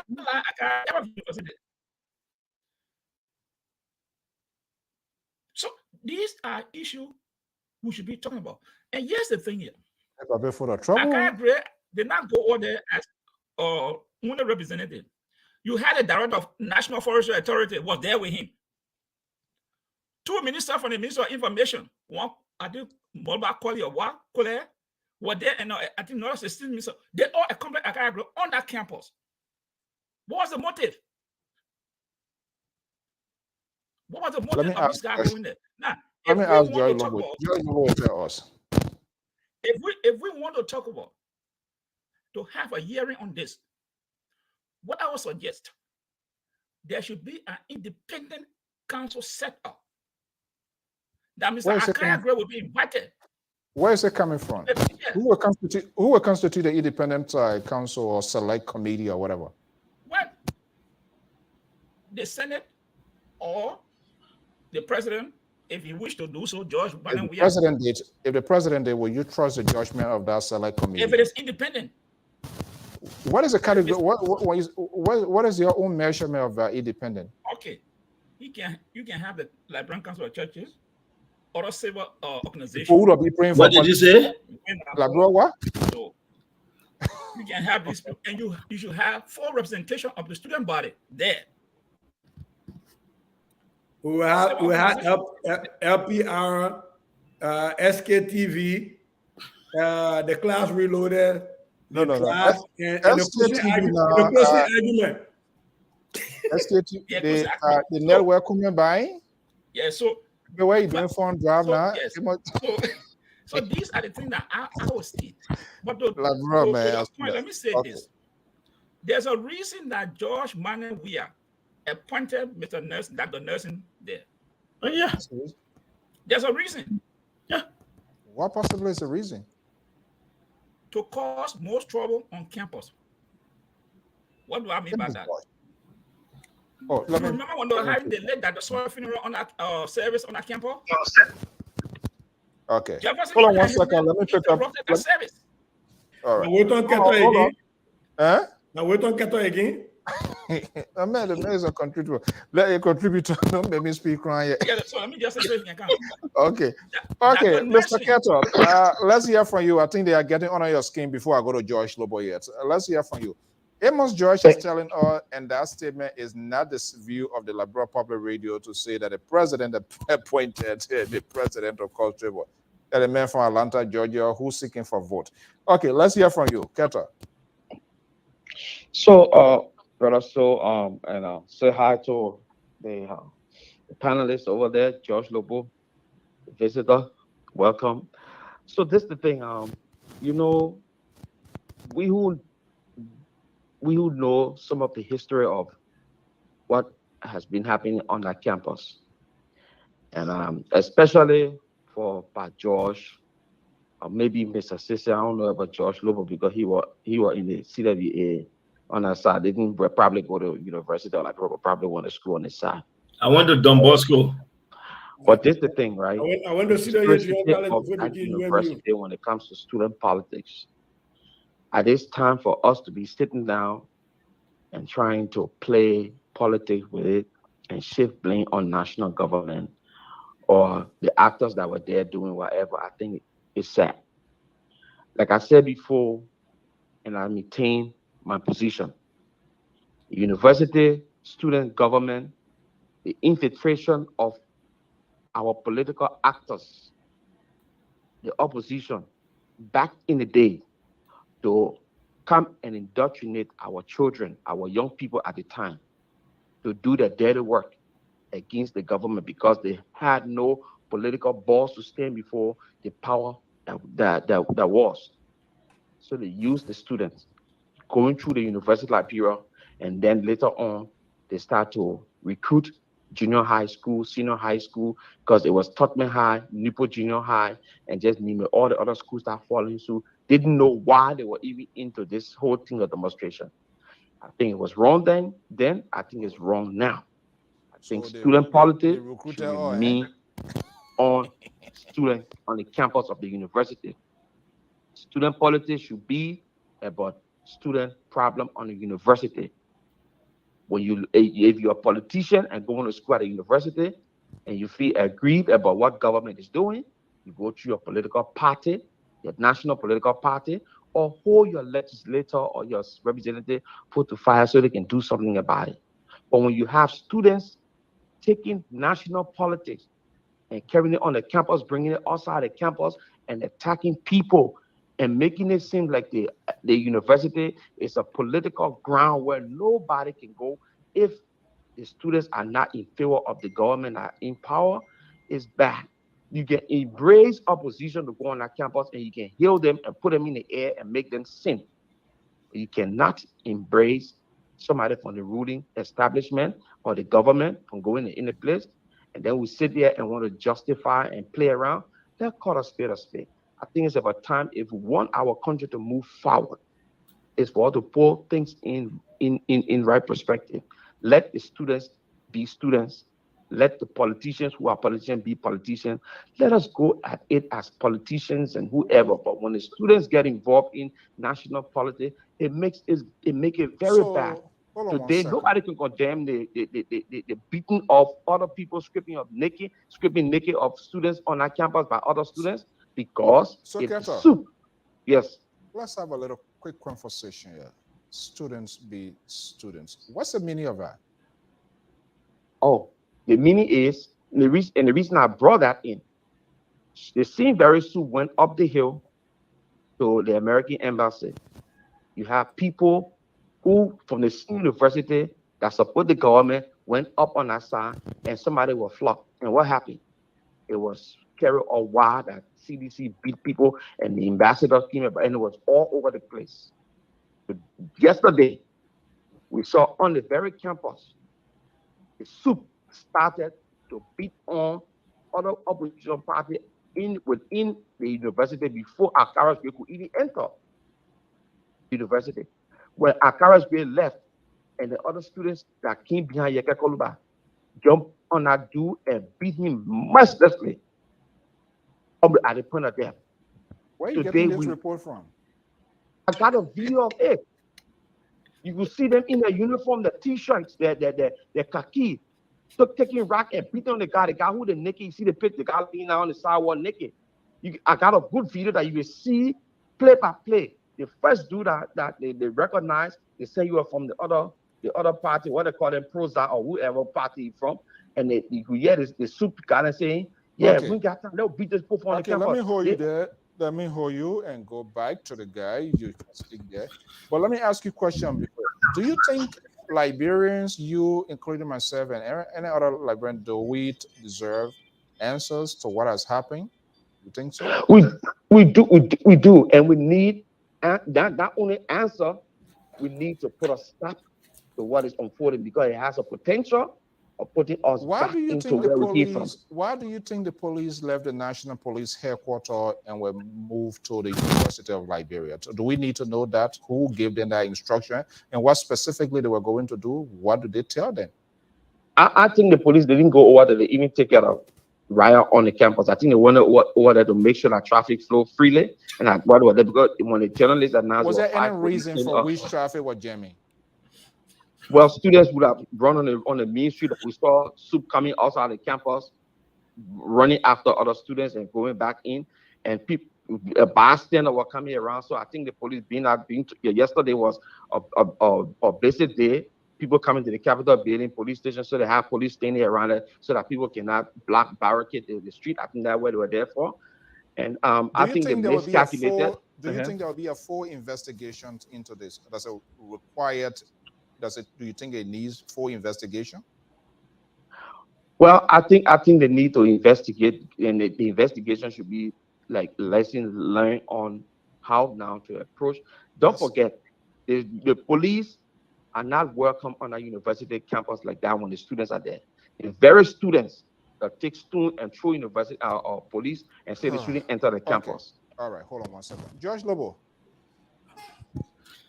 I think my brother wants to say something. I'm trying to put my thoughts together. I see you walking and moving. Because are you being electrocuted in your chair there, literally? Yes, because yesterday, and I would have loved for my brother to be having his face on his screen so I can really deal with him.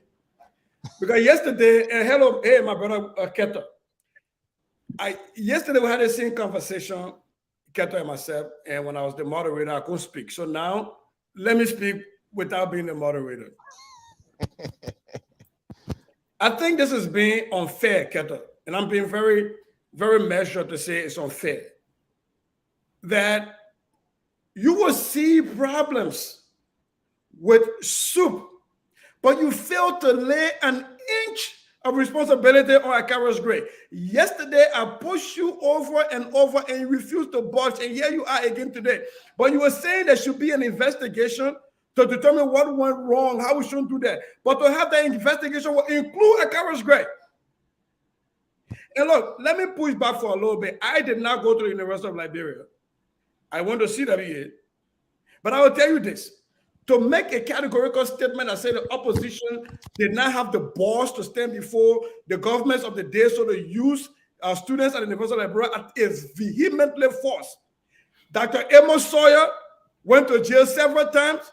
Councillor Tiawan Gonglo went to jail several times. Matthew Tiajeden went to jail several times. History is replete with people who stood up against the government, whichever government it was of the day, without using other people. So, Mr. Keta, I will hope you can go back and look at your history and withdraw that, because there are people who lost their lives So actions taken on the University of Liberia campus because it was standing up to the governments of the day and to say those people didn't have boss, I think it's a disrespect to them and their memories. That's the formula. Having said that, the issue of somebody being beaten and you get a video, these are the false flags we'll be talking about, right? There are people reporting that there was a supist, a student that was beaten by police and killed. Should we all be delving into these stories that we don't have? Give us the video in the chat. We'll look at it. All right, I'll send it to you now. I will tell you this real quick, and then I'll land. Real quick, my brother. I told you last night, I will say again today. Soup categorically was wrong in their prior actions, not just the one against Aloysius. In their prior actions against Samuel Twa, against McGill, against Serena Cephas, against the first lady of the Republic of Liberia, they have been categorically wrong from denying those citizens to go on the University of Liberia campus. Akaros Moses Gray, as a representative, should have known better, ought to have known better. There's a larger share of this that should be laid at his feet. Because if the Liberian legislature decide to have a full audit of what happened yesterday in the University of Liberia campuses, should they call Akaros Gray as a witness? Or should he be sitting there questioning people when he participated in it and he put gasoline on the flame and he fanned the flame to a larger extent? My brother, we can all hold sides, but we can hold ourselves accountable. I agree that Soup was in error, but Akaros Moses Gray, as an elected official, has so many ways, so many vehicles that he could have driven. He chose to drive the violent one. And I think it was wrong, and we should call it a spade, according to you, that Akaros Moses Gray need to think better. All right. Keto, stay. Lobo. I want Keto to be on it. I want him to be on it. Yeah, he's listening. He's listening to you. Lobo, I'm still here. Okay, so a few things I just want to bring. I just want to take my brother down memory lane because it's easy to call today and speak to this one incident. Keto, are you aware that in 2018 there was an election in district number 13 and there was serious violence where people with machetes, where the mayor was with them? There were people whose properties were destroyed. And let me quote your mayor. He said, "My men were trapped on the other side, so I had to go get them." Those were his words.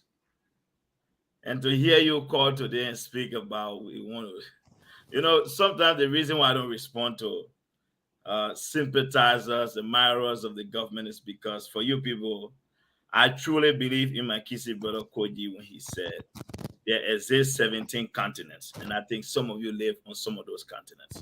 But again, you're speaking of the incident yesterday. I'll take you back again, further. When 4 auditors, the first 2 that were found in a car, your president stood in his church and had the audacity to open his mouth and compromise and undermine the entire investigation by saying it was a boyfriend-girlfriend thing. Where were you? You want to ask opposition? Let me stop there again. The legislature has a history of saying this very great, that Yeke's actions in the public bring the legislature to public disrepute. So I'm looking forward to seeing if Speaker Buffer Chimo and the CDC folks will say that Akaros Gray actions yesterday elevated the legislature. I try not to make this conversation about CDC because I know there's going to be a campaign. I want us to leave it to UL. But the statements you were making, my brother, the bias. Oh my God. Statement that the police were there because of traffic. My brother, listen, I live South LU fence, South Johnny Foyer compound. So you won't tell me it was when yesterday they knew that there were going to be traffic. Because Akaros Gray had announced weeks and days before he was going to go on LU campus. So what was done in response to Gray's statement that he will go on the campus based on your own statement? So the police ignored that part of it.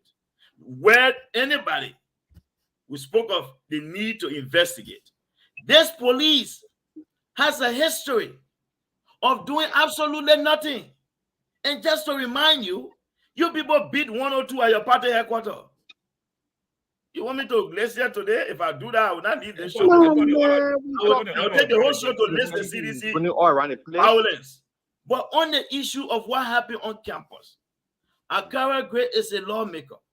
There are many things he could have done that the doors of the university will even be open for him. I have never seen this great man stand on the legislative floor to articulate anything that has to do with educational reform. Most of the public schools are within his district.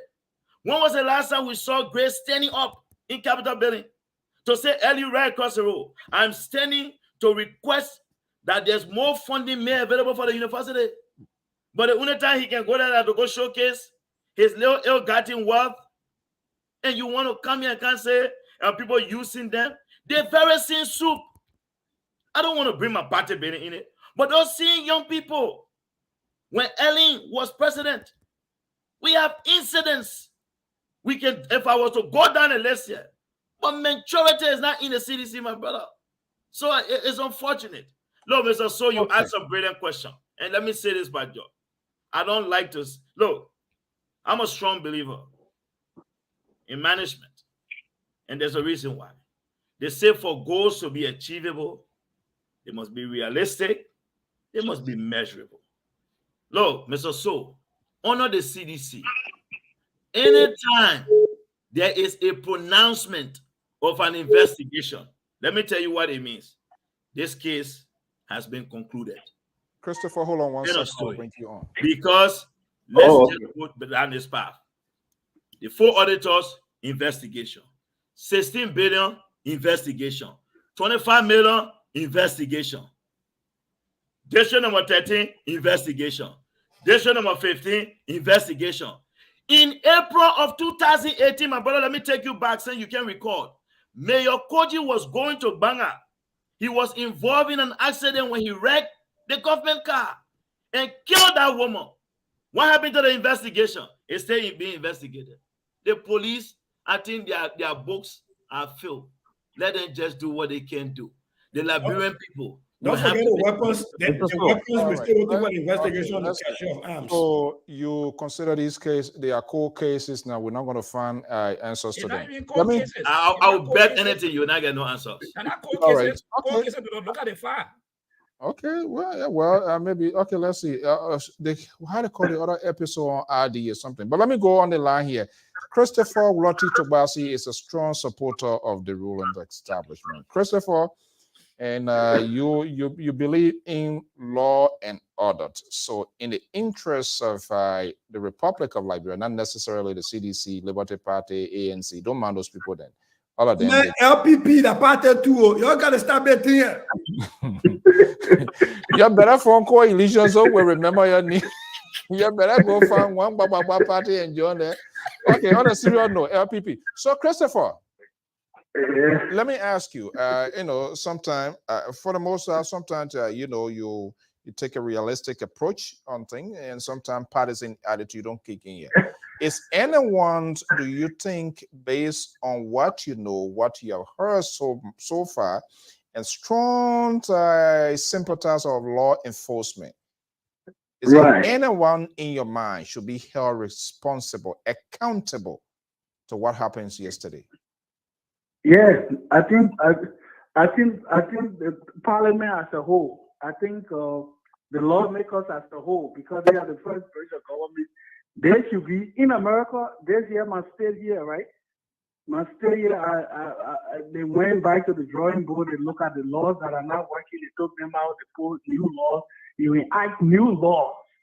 The ones that are not working. They are the lawmakers, Honorable Sue. Okay, they're supposed to work with the universities.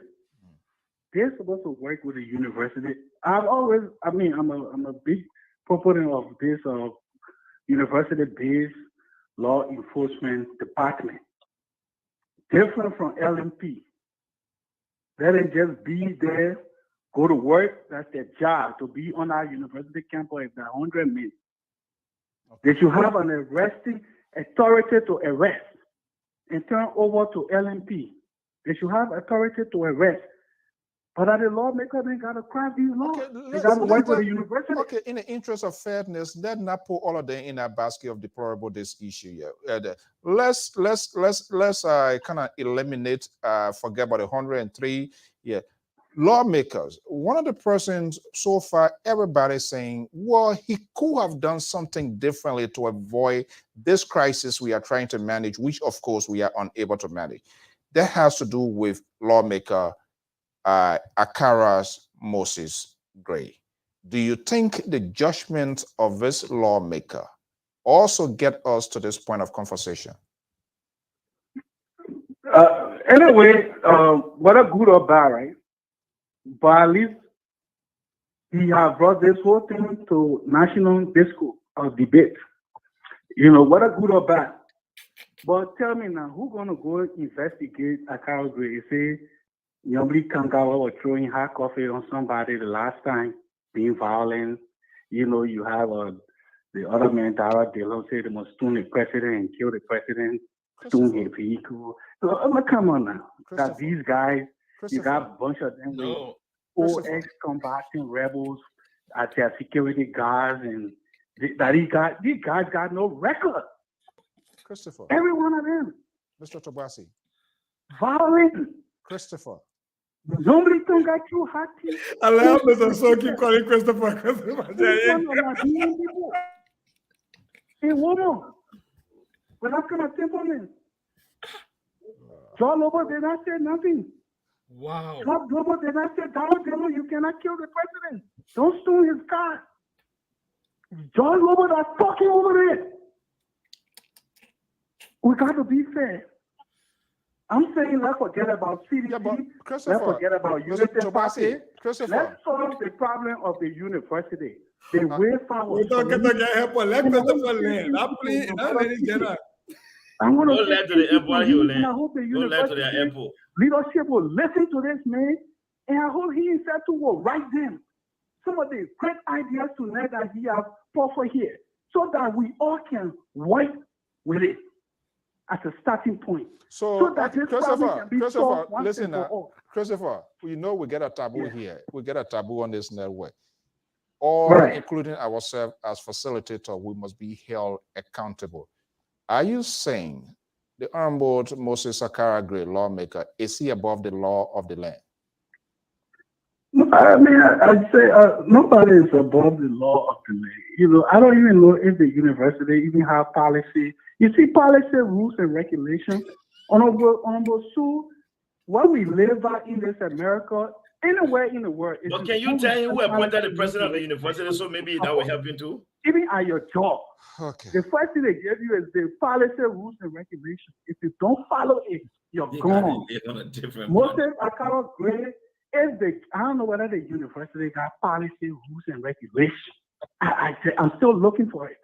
I don't even know if they got security to protect our children.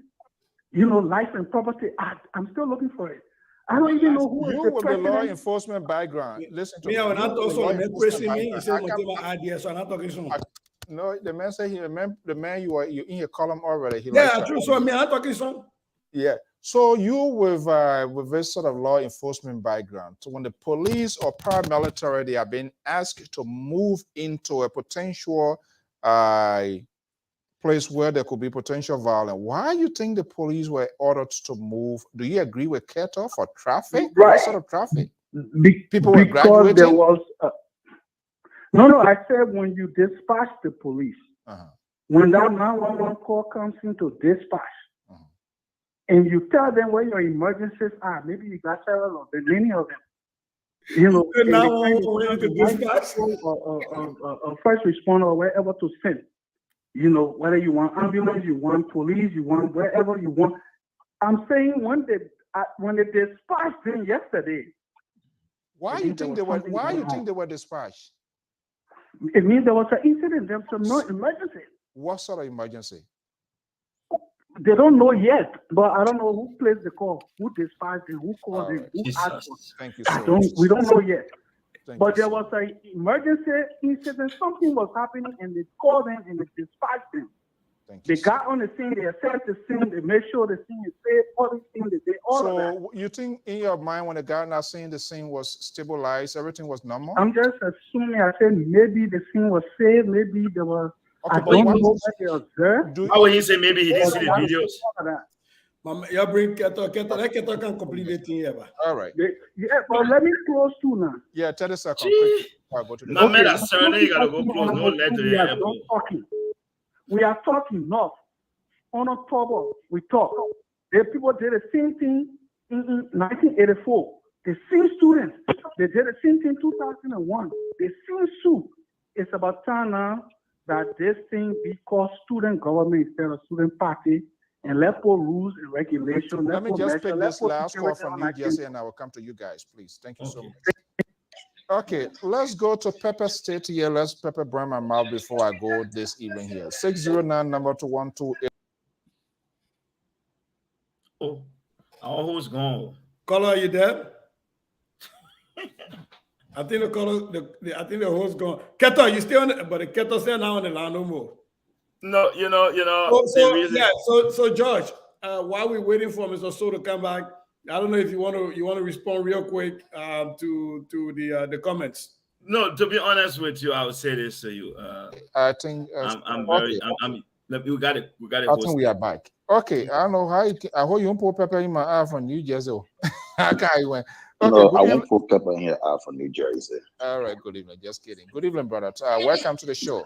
I guess you've been I've been following the show, and I kind of like, I didn't want to place the call in, but I was pressed to place the call in because the last two caller, the last guy that said if the university got policy, I want to know which country he's from. Because you're talking about the University of Liberia, he asked if they got policy. It kind of stumped me. Are you really serious to ask that kind of question? But this is it. Let me just say this. Let me just give my little piece of advice. The only way Liberia will move forward, all right?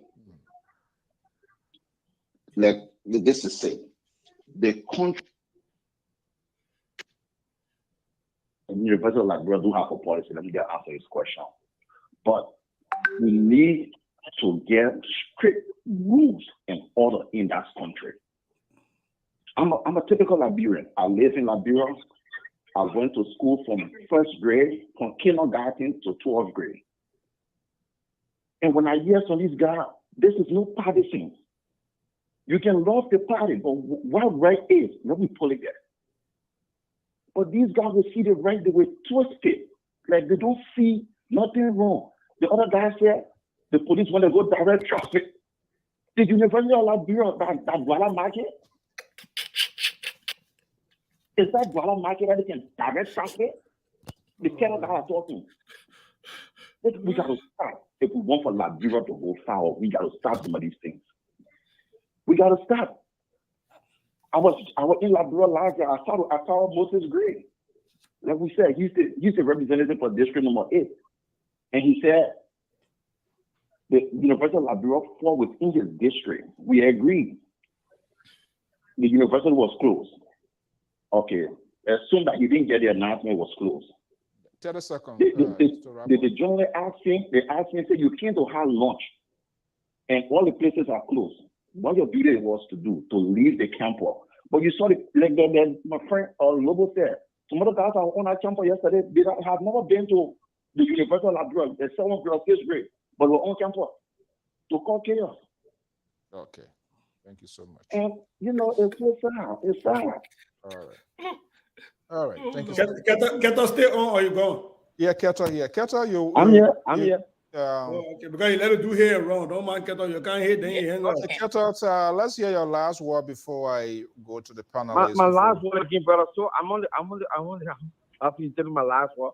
Y'all both spill out all kind of what Tabata and Raya, and you want me to get last word and go, and the other man can put it on a thing there. We closing. Why you don't want to appear on screen? Oh, we closing now. Okay. So let me tell George Lobo something. We talk. You see, that's the thing about when I listen to George Lobo come into this kind of conversation.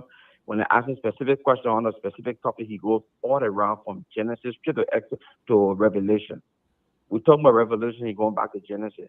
Now, let me be honest here, brother. So, in the 80s, we saw what happened at the university.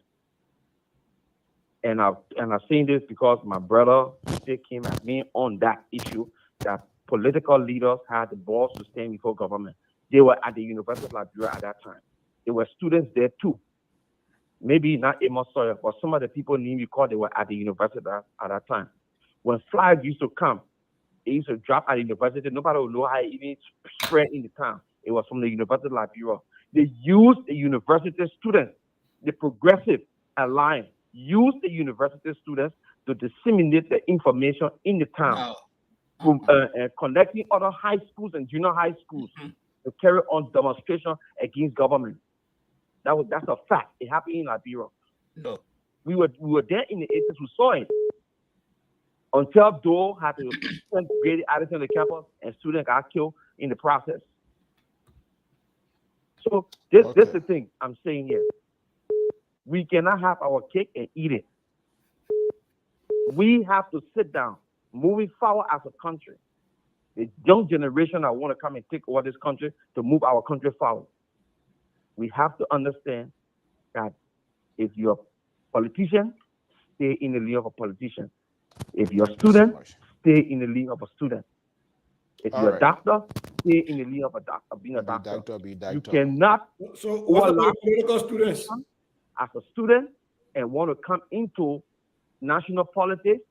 So, Sese, asking you, there are some students there doing political science. Yeah, I agree with you, and that's what I said. I said, when you listen to me carefully, I said, if you are a student, because I know students at the university are also people who work in government and in private sector, and they have the other life outside of the university. If that's the case, if something wrong with government, go to your political institution. Don't use student-based you're not seeing the truth. To bring it into national government, because then there's also the next time to make it be a panelist, man. Coming at he's a panelist, so he's no, but yeah, he should come on. We can't for you to be panelist. Or Freedom Radio. There was information. Let me go to the guys now. Go there to attack. All right. Let me just correct Mr. Okay, so let me come to you guys. Can I say something real quick? Yeah. You see, I like the fact that seditions follow me and they listen a lot.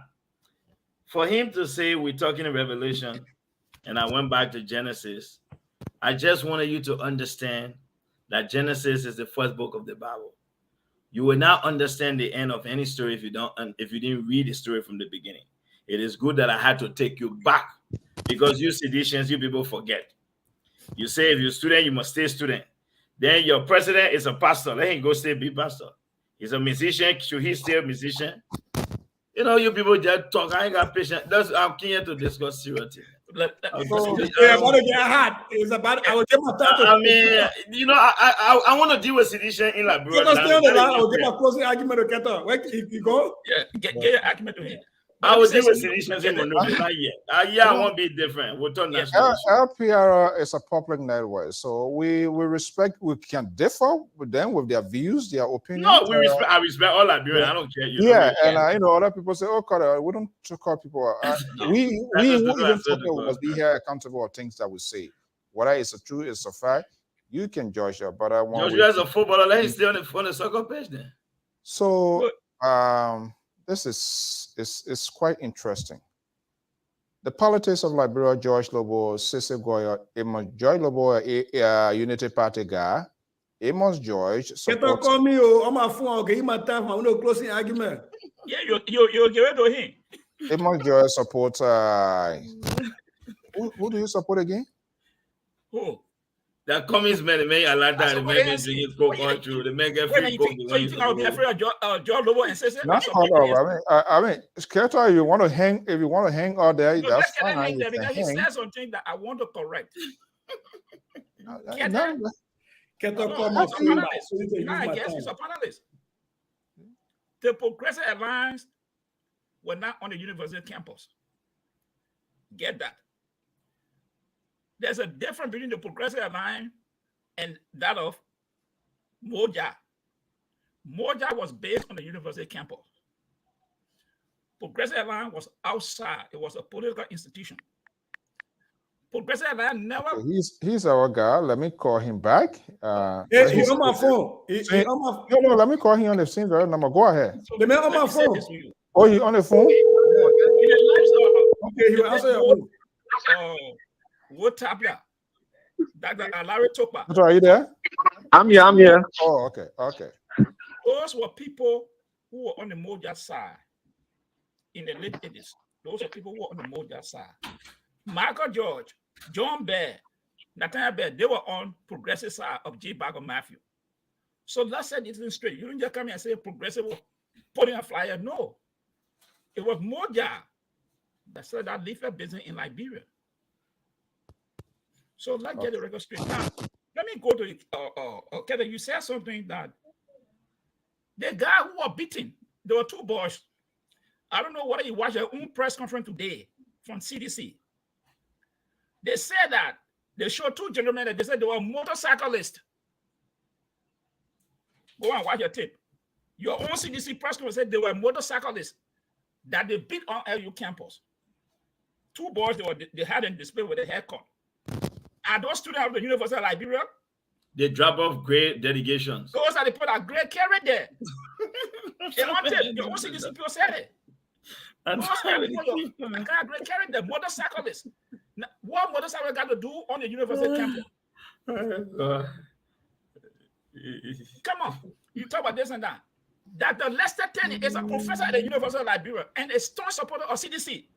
Have they ever attacked him? Dr. Lester Tenney is a professor, I think, dean of the business college, if I'm not mistaken. Has sued or any student body attacked Dr. Tenney on campus? He's strong. He's a strong member of CDC. I think executive. Has anybody attack him? To Mr. Tobasi, let me tell you something, Mr. Tobasi. Yeah, let's do a piece of a piece. Yeah, let me make a piece. You said that they were called 911 call. But if 911 make a call, they will have to give a hint of the incident to know what you're going to expect. You are a criminal justice student. But they asked, they said, what is your emergency, sir? Yes, Tobasi, you are when you actually said we live in Russia. They didn't know what they were going for. Is that how you're going to send the man on patrol? I thought you're supposed to brief the man on the operation they're going on. And what is the radio battery went off, so they couldn't. You assess the situation. They were on camera. They should have assessed the situation and call back the central law. We need more reinforcement. This is what we see here. But because the police, they put up and the SKT men are bring flower on the platform tonight. That's why I call the police go on campus. There's a tension building. You go and park your car that you have to reverse. What sign security may do that thing?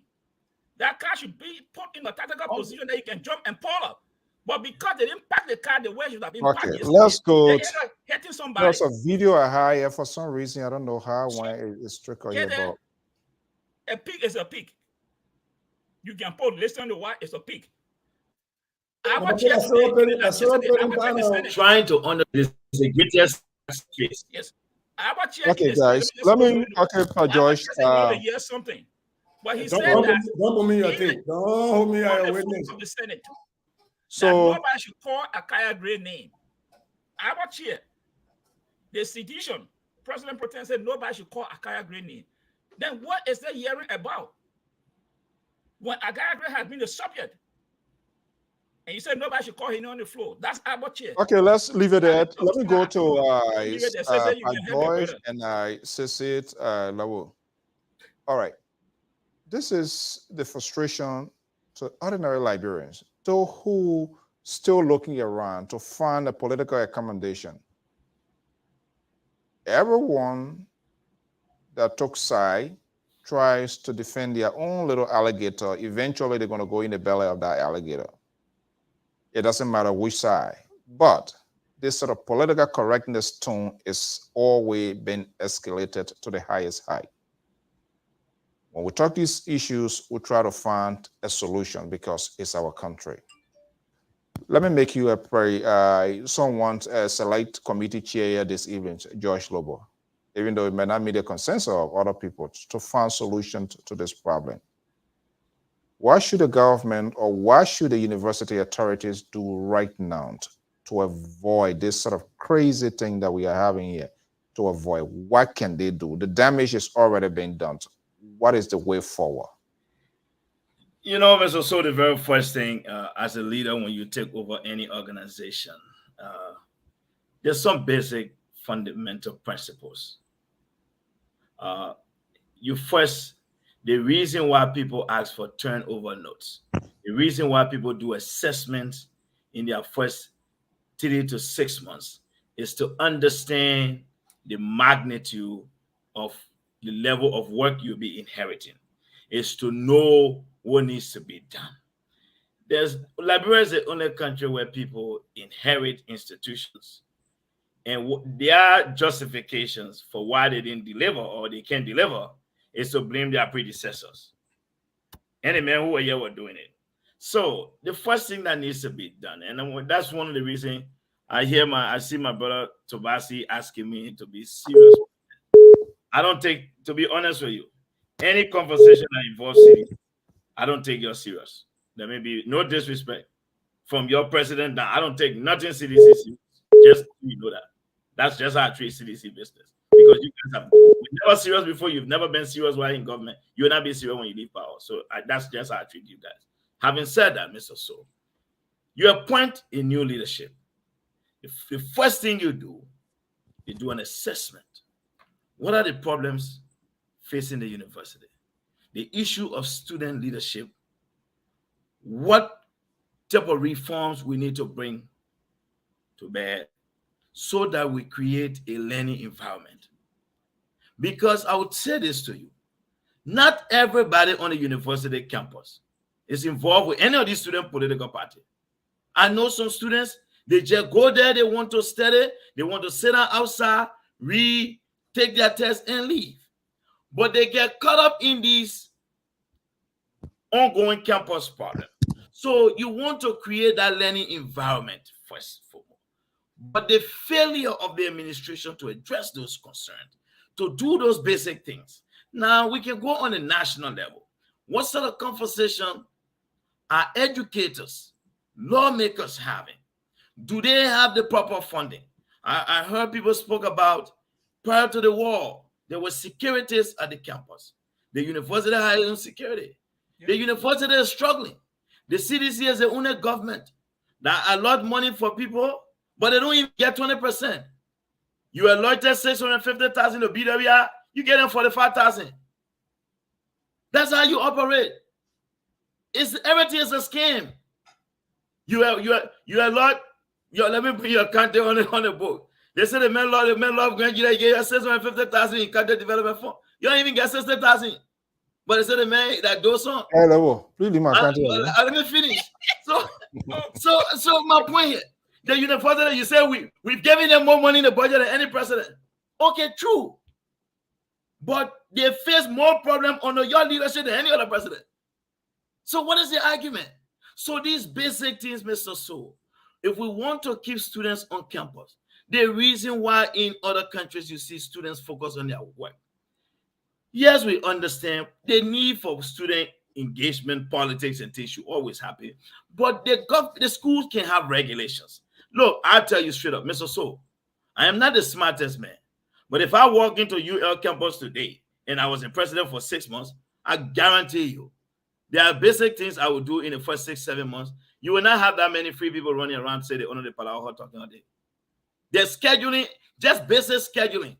When we schedule classes the way in which we schedule those classes, you will have a decision to make whether you want to be on the Palawa or you want to go to class. So there are simple things you can do. And follow more, the grading system. The first thing we bring a system in place where there's a testing hall. The place you take the test, the people that grade your test, you don't know where. And I will follow up on it. And as soon you can pass 2-3 subjects, we put your probation. You will make a decision whether you want to be on the Palawa talking or you want to be a student. So, but the university, those things have to be put in place. So where we go from here, the first thing you have your UL campus. I will take everything you guys say with grain of salt. The university was closed. It was supposed to be closed. Should have been closed. Granted.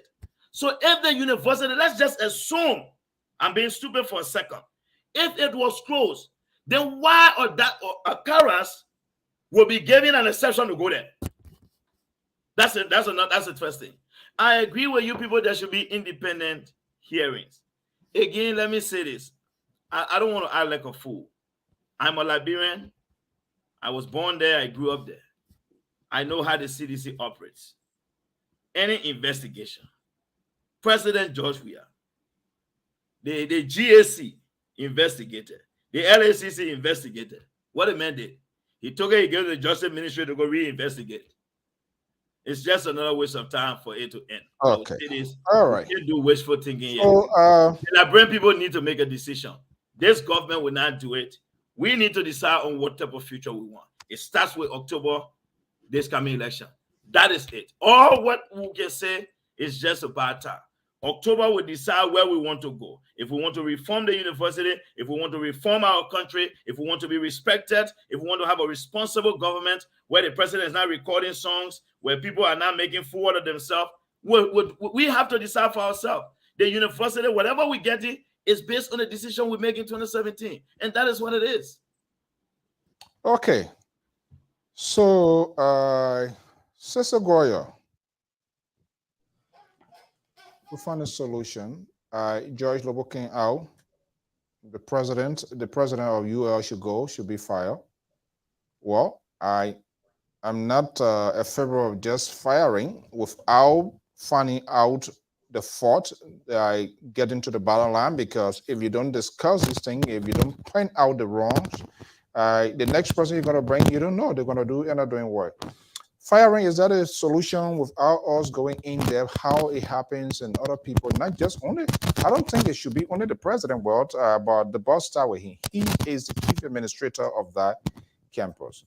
You, as a professor, if you were in his position today, how would that be handled differently than what we're seeing happening? And what could be your recommendation? There's free consultancy here for the good of the country, like what you're doing. What should they be focusing on right now? Again, before making a judgment call on, because I've already said Professor Nelson should not have been even the president of the University of Liberia before this happened. So I'm going to put that out there. That is, regardless of this incident, I just think his lived experience managing universities is so thin that University of Liberia should not have been his practice ground. Having said that, as far as this incident goes, I will hold back judgment until we can find out really what happened. Like the things we laid out. When did the president issue this statement that the university was closed? What kind of deliberations were necessary? And if this was an executive decision, why did he take it when he took it? And after he took that, who were the stakeholders that this was communicated to? You know, we can fault the Liberian Council of Churches all we want, and I got a whole lot of issue with them. But they would have been a very good place to copy their communication to. Did you copy the Liberian National Police that has a headquarters within yards of the University of Liberia? Did you copy other law enforcement agencies? Did you even put in the Executive Protection Service, knowing that the executive mansion is just stone throw away from the University of Liberia, so that you didn't put at risk the president of the Republic of Liberia? There are a lot of things we need to know. But I've said for a long time he didn't deserve the job just on the lack of the curse needed in his CV. But look, I think what we failed to do in Liberia is we failed to do an adequate Monday morning quarterbacking. We have to look at what happened, and we have to take out all these views, all these different hats we wear. I have to take out my hat as an LPP partisan and a supporter of Tewa Gonglo. My man, start laughing my party. This is the only time you can call a party and no one know that again. I have to be willing to take out my hat as an opposition politician and wear the hat of the Republic of Liberia and look at this thing in depth, comprehensively, without a bias. This has happened over and over at the University of Liberia. Doesn't mean that it should continue to happen. What needs to be put in place? And I think to my brother Christopher Tobasi, he went long-winded, but he has some salient points when he was texting. And some of those points are the University of Liberia needs to have its own campus police. Honorable Moses Akaros Gray, within whose district the University of Liberia sits, should be leading the fight to include the funding of that campus security police to be included in the national budget. That is where I expected my brother, Akaros Gray, to have made that stand. And your plan area where you're standing on that and you're delivering, you're calling for the president of the university and the leadership of the university to show up, and you question them and you make recommendations and you tie money to your recommendation. In this country, when people pass education policy, they tie it to money. Because when you tie it to money, we're not doing it. You tell go do no child left behind, like you want money, I'm not doing it. But you tie it to money, I'm forced to do it. You tie it to funding and do it. Raise to the top, Obama. You talk to people say we get time for it, but they tie it to money. We're forced to do it. So you tie the reform, the security reform, the political reform at the University of Liberia, the student polity reform, and everything else. You tie it to budget and to money. And I want no double money, the money that can fly on the broomstick. I want real money. You don't tell people get and say and 600,000 I get and says this. I want real money. Now no double money. We can get on broomstick fly away. You tie it to money and you tie it to funding and you put checkpoints and accountability. This is where I expect Akaros Gray to have stood up, to have risen up like a giant. But it's not still late. It is really not still late. Akaros Gray can still redeem and reform, lead the reformation of the University of Liberia campuses when it comes to student politics and the violence and the inadequacy and all of the other things that happen on your campus. I think this is a learning moment for all Liberians, but we first have to find a comprehensive report that we all can look at, not to share blame, but to look at the way forward and look at where were the lapses and how do we make sure those don't happen? Because, but for God, that situation was very combustible. Had the Yeke Koloba group that on campus when the Akaros Gray group were there, I guarantee you would have been very, very vicious. Disaster. Thank God that didn't happen. So we need to come together, look at where were all of the lapses in judgment. How can we ensure those things not happen? I'm still watching to see the Honorable Akaros Gray rise up in the Liberian House of Representatives, stay on there in his place, and make a passionate plea and ask for budgeting and tie it to policy and make sure the University of Liberia delivers. Okay, guys, we are going over the time, 30 minutes, but for the good of the country, it's our own man from the drive. He left the drive through this evening to join us here. I wish, of course, we got to be pushing it here and there. George Lobo, thank you so much. Hopefully this is not the second and last time. So, my man, you can't be saying it now. Yeah, the other day again. That's what I'm saying. I say hopefully. No, I was surprised. That's my phone for them, man. Apologies. To say what the ambassador's giving a major announcement tomorrow. Is that true? George Lobo. Oh my goodness. Don't come play political tactics here this evening. I just got Hello? Ooh. I'm here for the ambassador. The ambassador will be giving a major announcement. Yeah, I want to say something. Yeah, okay. Can you do it in 1 minute? Because I know you did first, and the other people do. I'm getting a text message here from Unity Party folks, and I want Joy Lobo to validate this information. But go ahead. I think we're getting some breaking news here. Well, I think I put something in the chat room for us. The statement from the ambassador condemning what happened on Capitol Hill from all sides, politicians, student groupings, Liberians, and all. He condemned it to the fullest and said we should not get involved in that. We should solve our problem at the table and at the ballot box. And also, he condemned to the strongest and said he is ashamed for people to sit in the diaspora, to use the diaspora to disseminate false information in Liberia that got the country to be like shaking or can put the country, plunge the country into problem again. He talked about it. He strongly, if you read the whole, I think I sent the challenge so everybody can see. But Mr. Soul, can I call my brother off? Can I just 1 minute? Can I call my brother off? Keller. Yeah. When I do the thing here, man, look at that thing you share. Look at the typesetting on that thing. It's crooked. Look at the typesetting crooked. Go on the embassy website. I'm on the embassy website right now. The only press release that was there was one issued yesterday, and it was to American citizens to avoid those areas because they were. I think that's a Carrasco version. That's a Carrasco version. It is not on the embassy website. Look at how that thing is. Let me address that. Let me address. So we're not going to just do your 30 seconds. That's why most of the time when I see these things, I don't just jump on it because seditions are special people.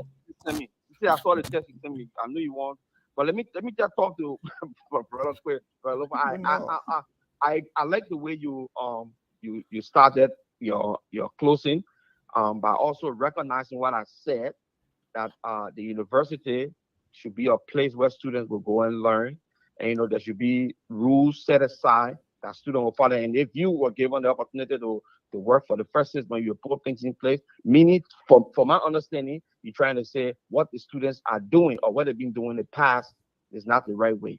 And that's what I'm coming from. I'm not wearing a partisan hat yet, or because I'm not a partisan of any party. I'm a supporter of this government.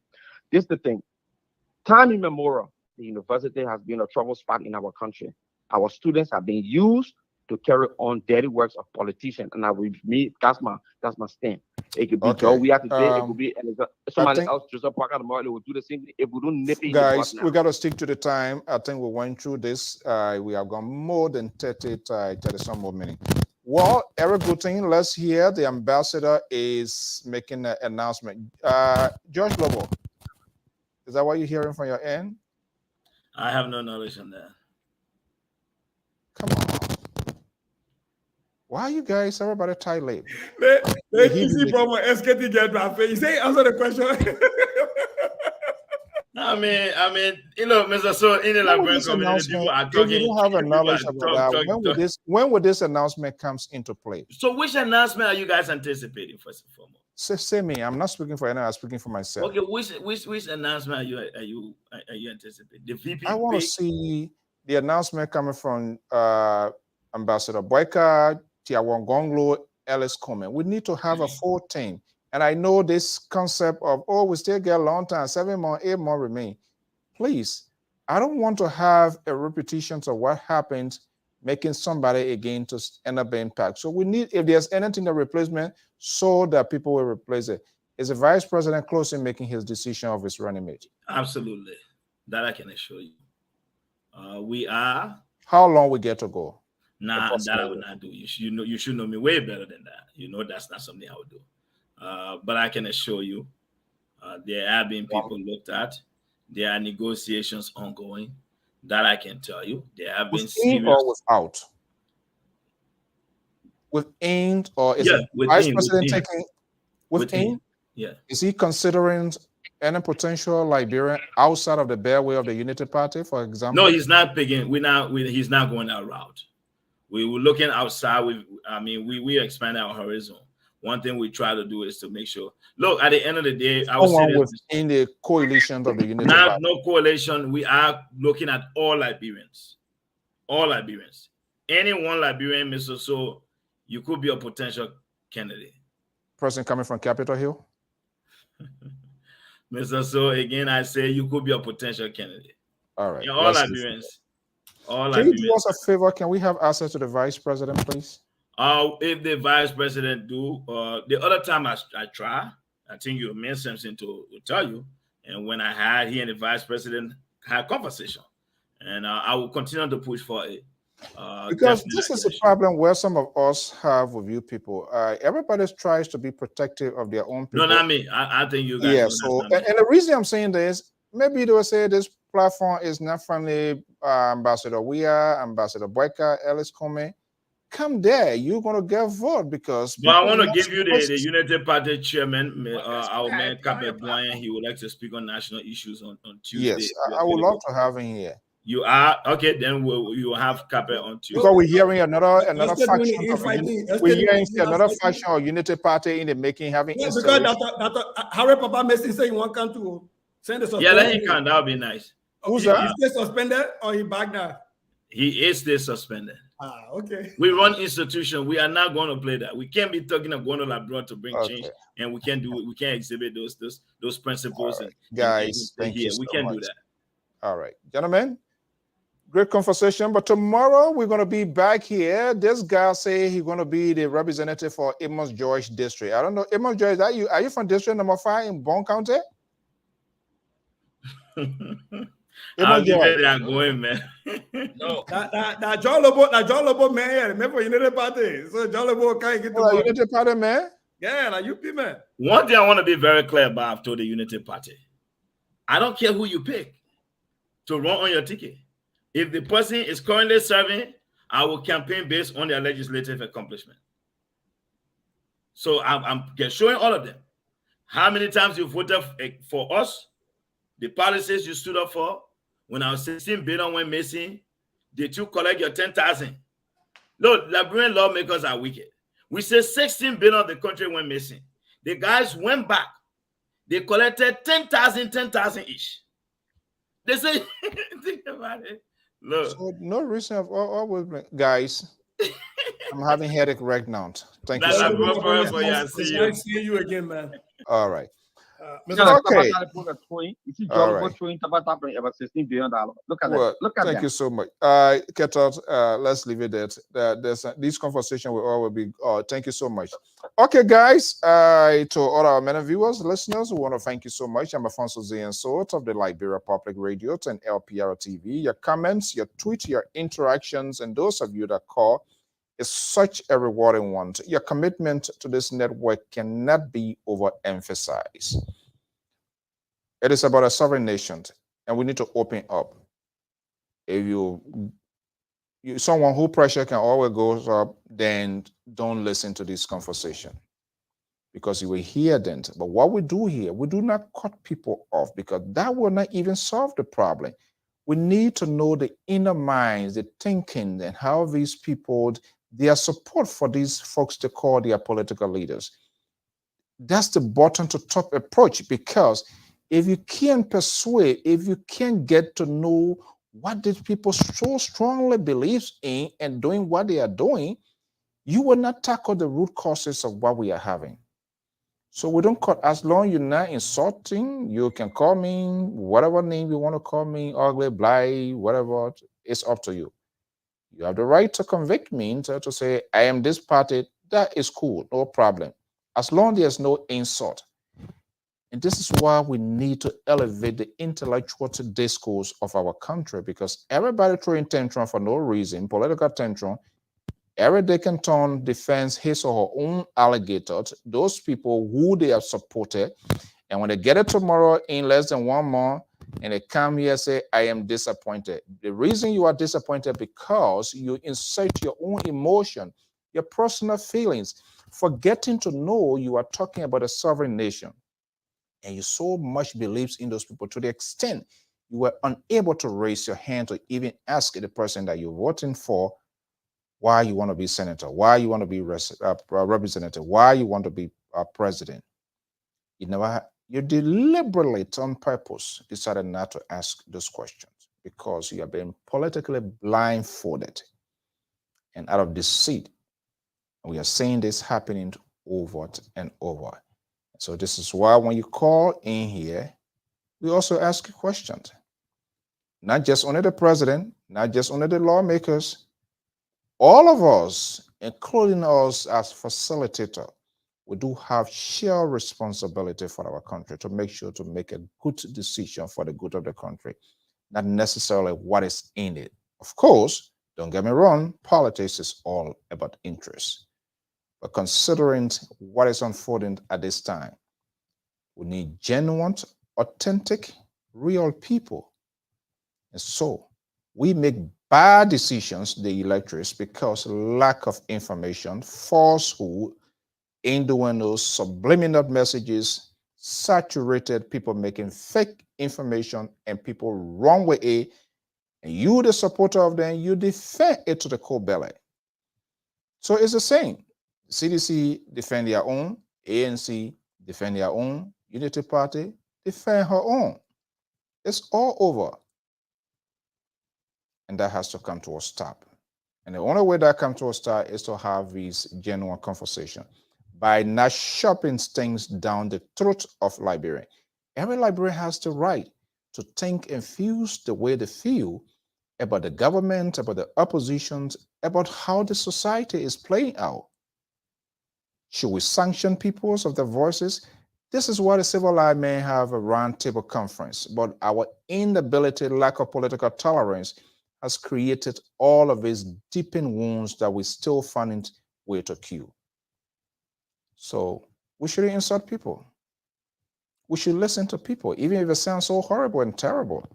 But we must adopt what I call a persuasive method to convince them and bring them to an understanding. And put that right in their own lap. Do you think if this happens to you, how do you feel? Like make people their own conscience. The devil that is in the bush itself has a conscience. If we do that and stabilize our conversations in a logical and reasonable context, trust me, Liberia will be revised. All of the people you support, they're running from one party to all of them. They car holder. Why are they leaving Unity Party? They went to CDC. Why they left to CDC? They came to LAP. And why all of these proliferation? Well, that's the beauty of democracy. But what is their record there? They want political accommodation. Superior. They don't pay membership due. They are not committed. Anywhere their belly will find accommodation, that's where they will go. I'm sorry to say, our own UG Fagon. He defended this government to the belly. No politicians in Liberia willing to take a political risk. They will never be in the system and stand for a cause to say, because XYZ is not happening, I am walking away. They will wait until they get fired and there's a policy differences with the president or whoever they serve, and then they turn around and they become a little bit chihuahua. I see that as being dishonest. And they're running their mouth all over the place now. They're telling us yesterday they were the defendant. Now, because it didn't go down well, the book has capsized, so they turn to be around. See here, Republican here, some Republicans they stand their ground. They vote against their own party. How many of our politicians, one of these days, how many of them ever stood out against their own party ideology or something that they don't believe in? So why people are jittering all within? CDC go CDC way, Unity Party go Unity Party way, ANC go ANC way. So what's the deal? Is that what I should carry my cholesterol above the level? No, not with me. We listen to them and we hold them accountable of their word. So that tomorrow, when these decisions are made, and they come back to tell us, knowing what I know now, because that's what they do. They see it, they're in denial of it, they will not admit.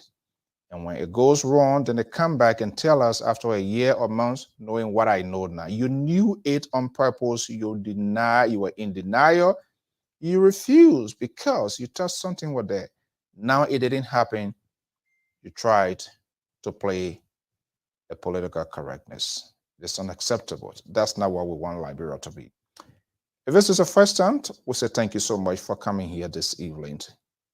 Whoever gave you the news, if you bump into it, just follow us.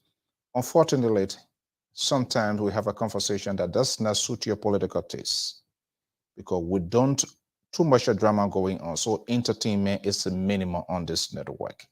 We try to discuss this issue. As we critique, we also try to put forward solutions for better Liberia. So this shouldn't be a last time if this is a first time here. Thank you so much for your time, for your company this evening, this morning. By God's willing, same time, same station, at 8 p.m. Eastern Standard Time. This guy say he want to be representative of district number 5. Let's look into his agenda, why he wants to be representative, how he intends to do it. I am Afonso Zienso of the Liberia Public Radio 10 LPR-TV. Until then, have a pleasant evening. And thank you for being part of today's program. I am a traditionalist as usual, so we always like to close on this note.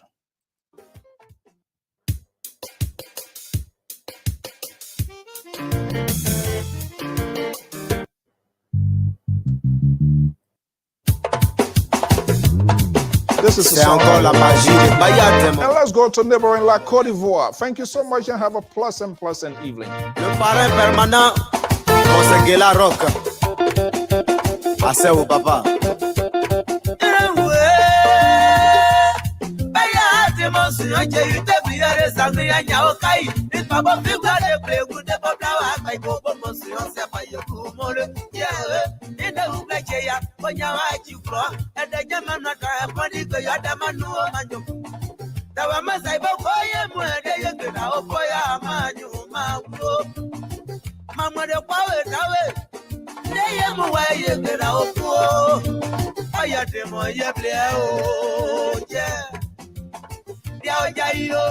Papa Joe Feliz.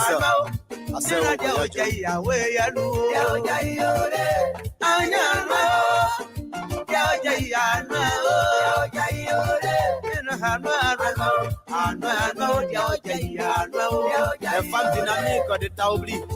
Dieu de Wakiba.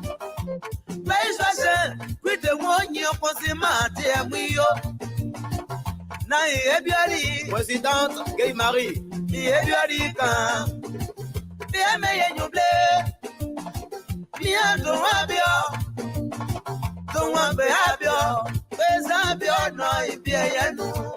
This is a taken song from neighboring La Côte d'Ivoire in the interest of African solidarity.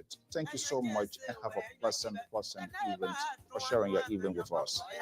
Dante Philippe.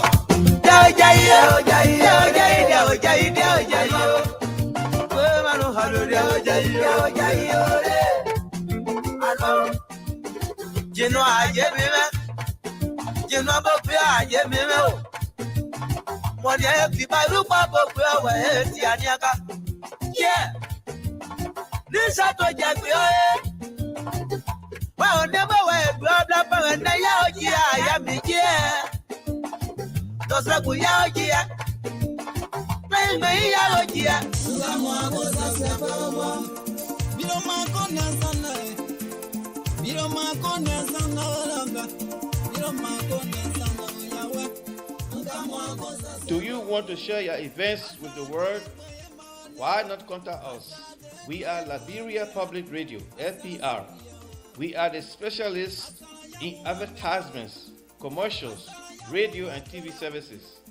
We have the professionals that can help you sell your products and provide live coverage of all events, such as weddings, conventions, graduations, reunions, anniversaries, sports, birthdays, baby showers, religious activities, funerals, and many more. Take your phone right now and call any of the following numbers: 682-433-8802, 267-648-6089, 484-786-3337, or 916-533-2048. Our customer service representatives are waiting to take your calls and give you the needed assistance. It is LPR, the home of excellent media services and your friends in business. I am Afonso Zienso of the Liberia Public Radio and LPR-TV. We want to thank many of our viewers and listeners for following us, for keeping with us. Despite of some of our talking points, historical, political disadvantage, but yet and still you believe in us. And this is why you are always here. Without you, we can't just do it by ourselves. And so we are very, very much grateful of your commitment to this network. It is still incomplete. We have a lot to go. And I want to say a big thank you to all our senior analysts of the Liberia Public Radio. We started at a very low pace from the district level, transition to a county level, and then we took a second thought, why not be inclusive into the political conversations in Liberia? And that's how this name Liberia Public Radio came about. And here we are today. We have great sons, daughters, professionals, scholars coming on board to make this network to be what it is. It is remarkable. Cece Goyle from Minnesota, the liberal cause in Minnesota politician, brought a lot to the table. And then it was just by coincidence. One of our programs just, placed in a car, and I just told him out of the sudden, he came on and it was amazing. Right there, it captured my imagination to the extent that the legendary journalist in Liberia who listened to it say, hey, you need to go after this guy. And when I went, he came with an open mind. Here we are today. Not to mention Dr. George Toto. I placed a call. It was very timely. I've been spending trying to check around as well to get back to the community. And I've come to realize LPR is the network to be with. Koto, Jalat, Balayant. All of these people call them and they all say, we coming on board. They are giving. We are not giving to them. They are giving to this network. That's the interesting thing about it. Wilton Keto, the guy from the Constitution State, pro-GOL supporter. I mean, the same way. Amos George, he's a guy being from day one as well. His commitment from the far right, but they said there's no Bible for